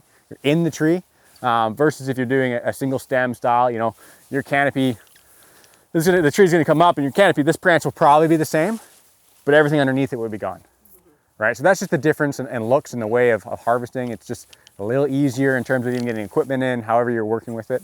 Yeah. But like this is, I mean, it's fine. If you're hand picking, it's a small orchard, it doesn't really matter. Have kind of got they're shaped like you were talking about. Mhm. Like, Yeah, variety might be a bigger selection. So this is Yamhill. This is the most spreading variety. So when I talk about picking scaffold, I always say take your scaffold a little higher on Yamhill because it naturally just goes out. The branches actually almost droop first before they pick up. And so it definitely spreads out. Sacagawea is a nice upright one. I mean, Theta and Jefferson are. We don't really go with Theta as a variety.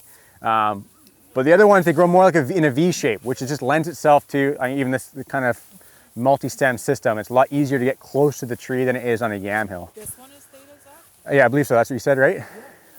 So the difference, because these two trees look very different, and that's Yes. just a varietal. That is a varietal difference. Yeah. Evan, do you notice a difference in pollination time? you know what? I can't say as I do. Like, I know you're supposed to have like different varieties. and clearly they're overlapping because you're getting pollination. Yeah, Yep. pollination's great. I never had a problem with that. But you know, as far as this the Jefferson seems like it's a bigger tree. It's got bigger nuts. And people, when I'm selling something, people like big. They don't like little apples. They like big Yeah. apples. You know, they don't like little peaches. They like big peaches. So the nuts, the smaller ones are probably great for processing and you know, bin them up, and if that's what Ferrero Rocher wants to buy or whatever, then that's probably where they should go. Or, you know, like I'll say, so I'm trying to sell them at the farmers markets with, obviously I don't take strawberries or raspberries. That's the tenants. They're Mennonites, Flamenco Farms on the back road. That's them. But, you know, starting July 1st this year, I had cherries. So I picked the Chelan cherries. That's early for Creston. And I took them to the market. So, I mean, I had hazelnuts from last year. I could take them too. I take the sour cherry juice as sort of a permanent. I just have it on the side of my little booth. But there's Europeans like Italians and Austrians, and or Swiss. They grew up eating hazelnuts. They'll buy them in the shell, no problem. There's people in northern Saskatchewan. They used to pick maybe the beaked hazelnuts wild when they were kids. They'll buy them too to get that memory or whatever. But it's pretty tough to sell people hazelnuts in the shell. Not everybody's got a nutcracker, handy. So, anyways, I do know my brother-in-laws. They live in Fort Langley and they're close to all the farms down there. And there's a lady who goes to the Fort Langley Farmers Market and maybe sells them roasted, ready to eat. And she probably has a lot more success selling her nuts. Yeah, right? for sure. So, ready to I just go. used my molars and cracked nice, and they tasted good. Yeah, I know. But I mean, this is a good point because this is some of the challenge around even variety selection. So, I mean, I was earlier saying how even like sometimes, we're starting to see some cold hardiness issues with Jefferson. But when it comes to, selling it in shell, like Jefferson's the variety. Like just look at the nuts, nice big nuts, very traditional looking versus the Yamhill, which is much smaller. Yeah. And so in terms of selling to a customer, they're like, oh, what is this? This is nothing. So a pint is about 330 grams. Maybe it dries down a little bit more. But it's volume. You're selling a volume. Mm-hmm. So $5 for 300 for a third of a pound. Or no, 3/4 of a pound. Sorry. You know what I mean? Ballpark. That's what. So you're selling on volume, not weight? Yeah, I just Oh, line them up. I fill up. Yeah.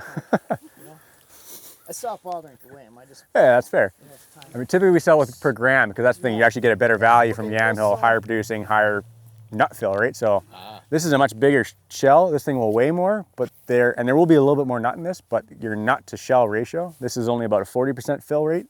This is closer to 60%. Oh. So of the total weight of this nut, 60% is nut and So if you're actually 40% looking shell. for nut meat, and that's your main Yamhill is the way to go. Yamhill Yeah. could be the answer. Yeah. Well, sometimes. And so that's what I mean. There's some pros and cons, but it's a smaller nut, so it is also slightly harder to harvest, slightly harder to But process. if you have a mechanized processing system, Yeah. then It's the variety. Not a big deal. Yeah. Yeah, if you're selling them roasted, they probably Yep. would just love them. And it's a better flavor They overall do too. taste pretty awesome. Yep. Roasted in the oven for about 10 minutes on Yep. low. So it brings out a lot of the flavor. So anyways, you know, Dr. LaRue and his wife have planted nut trees on the hill over there, and they're trying to grow truffles. They got inoculated oak trees and hazelnut trees, I think, from back east. So they're trying to grow a fungus or something in them. That's kind of cool. Mm-hmm. There's a fungus among us. You can have another look. Look, this is worth picking. I mean, like, this is big nuts and they're everywhere. So, like, that's why I start with these guys first, right? Everything's got to come off by hand in this farm. Like the cherries, I mean, I don't shake them off the tree, right? I pick them. So it's, I mean, it doesn't matter one new one way or another. Same with the apples. I mean, it's manual labor. It's all strawberries are picked manually. The raspberries are picked manually. It's just at this point how things are done. I'm sure robotics will turn into it sometime. But, It's interesting. I'm just a small observation. I don't know if it's true though, but just because your season is a little like earlier, your fall comes a little quicker. we're late a month from your spring. Yeah, I think you guys actually have dropped quicker than we do. Because it's still warm enough where the trees are like, your guys are already senescing quicker than ours are. Like even when I drove in through the passes, like there's a lot more trees in fall colors than we have in the valley. Yeah, And it might be that it actually induces your nut drop a little sooner in relation to what we have. Because you're right, your Jeffersons are all down. Like I'd say you're at almost 100% nut fall. You know what? And we're only at barely 50% in Jefferson and Chilliwack. Huh.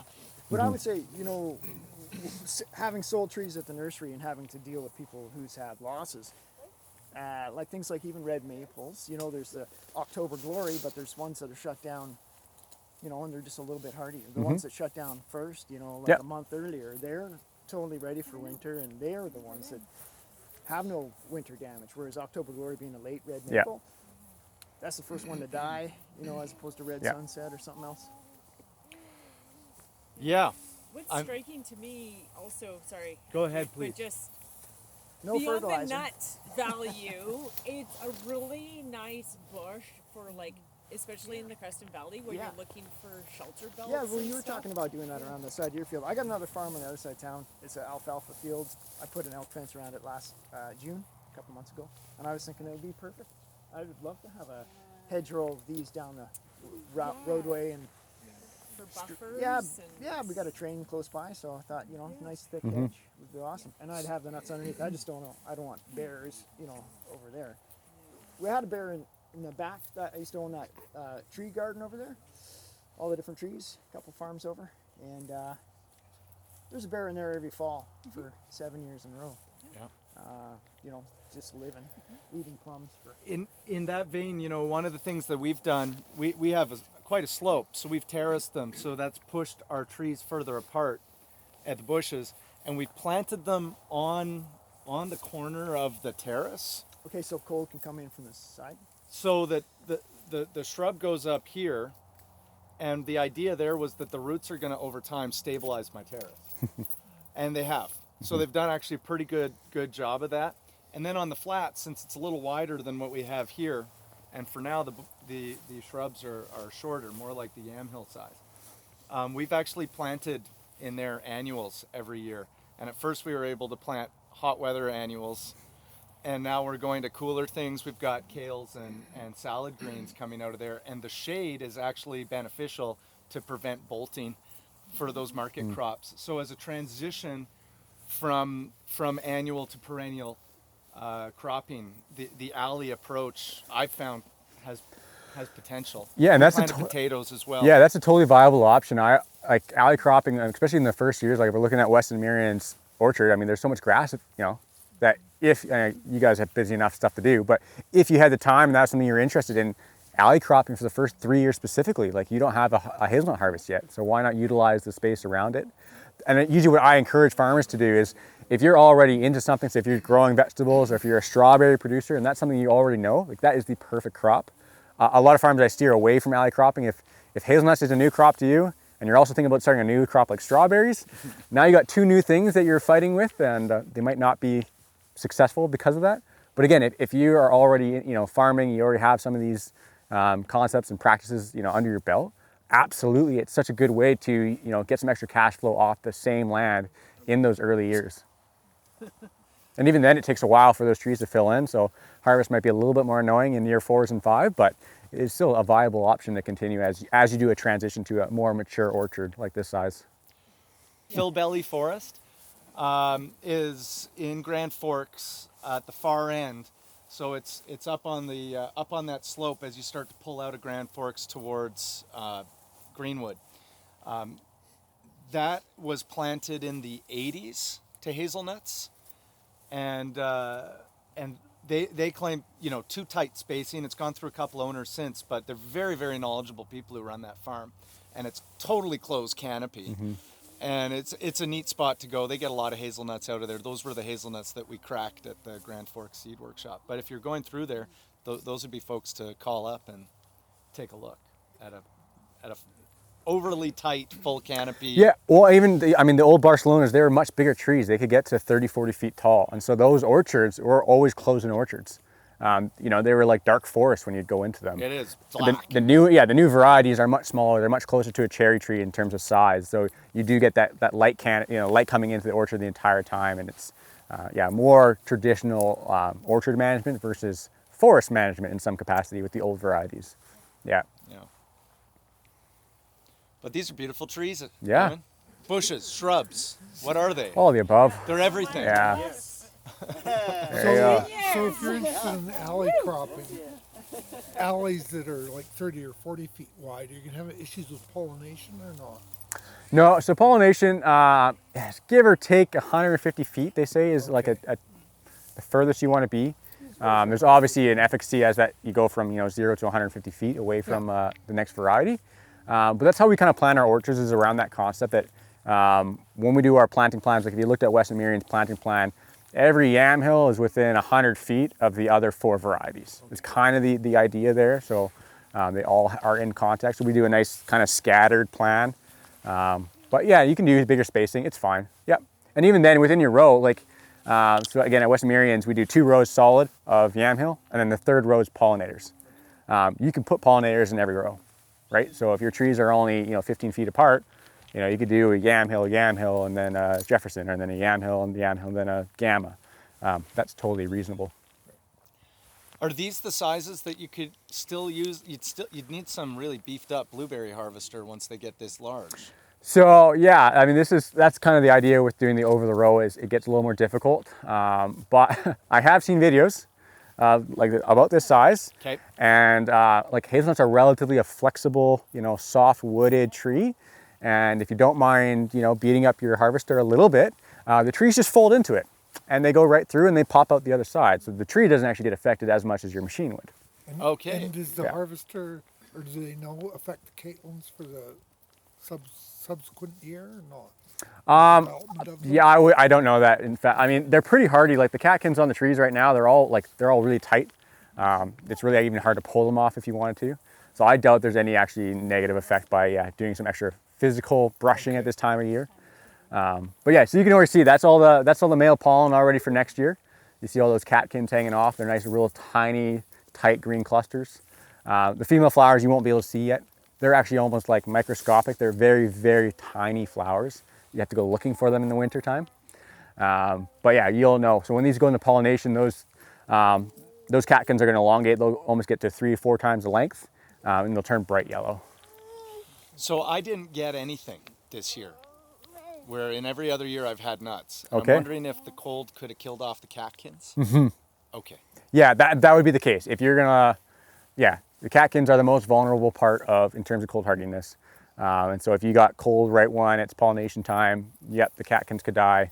And then that's kind of it for pollination. Okay. Yeah, we were down -15. Rachel would remember. Early She's December, in before there was snow, before there was anything, just like bang, Yep. a week of like -15. That's when we got really cold, wasn't it? Yeah, we had 23. We had -32. Oh yeah. Oh, did ya? So that could be bad news for your hazelnut crop for that year. Oh, for sure. I mean, probably all crops, right? I know grapes got hit hard. Everyone got kind of hit hard. That's just a lot of plants don't like that period. Yeah. Yeah. Excellent. Well, thank you so much No problem. for showing us. Like, it was neat, really interesting going to Wes and Myron's and then seeing yours, which is more mature. So having that juxtaposition, and it's also interesting from a pruning perspective, sort of seeing, you know, you're like looking at like your main wood and your main leader, but then coming here and seeing the like, wow, this is the flip side. Like when you have all these questions, like you've now met Zach, president of the BC Hazelnut Association. Also the Kootenay and Boundary Farm Advisors were a resource for anything horticultural as well. So just get in touch if you want follow-up resources and information from this day. Zach, you had some manuals out at Yes. your previous site. Is that like something I could send out electronically to Yeah, everybody? yeah. So the BC Ministry of Agriculture has a hazelnut production guide that they published. Okay. And so that is online that we can share. I can send you the link.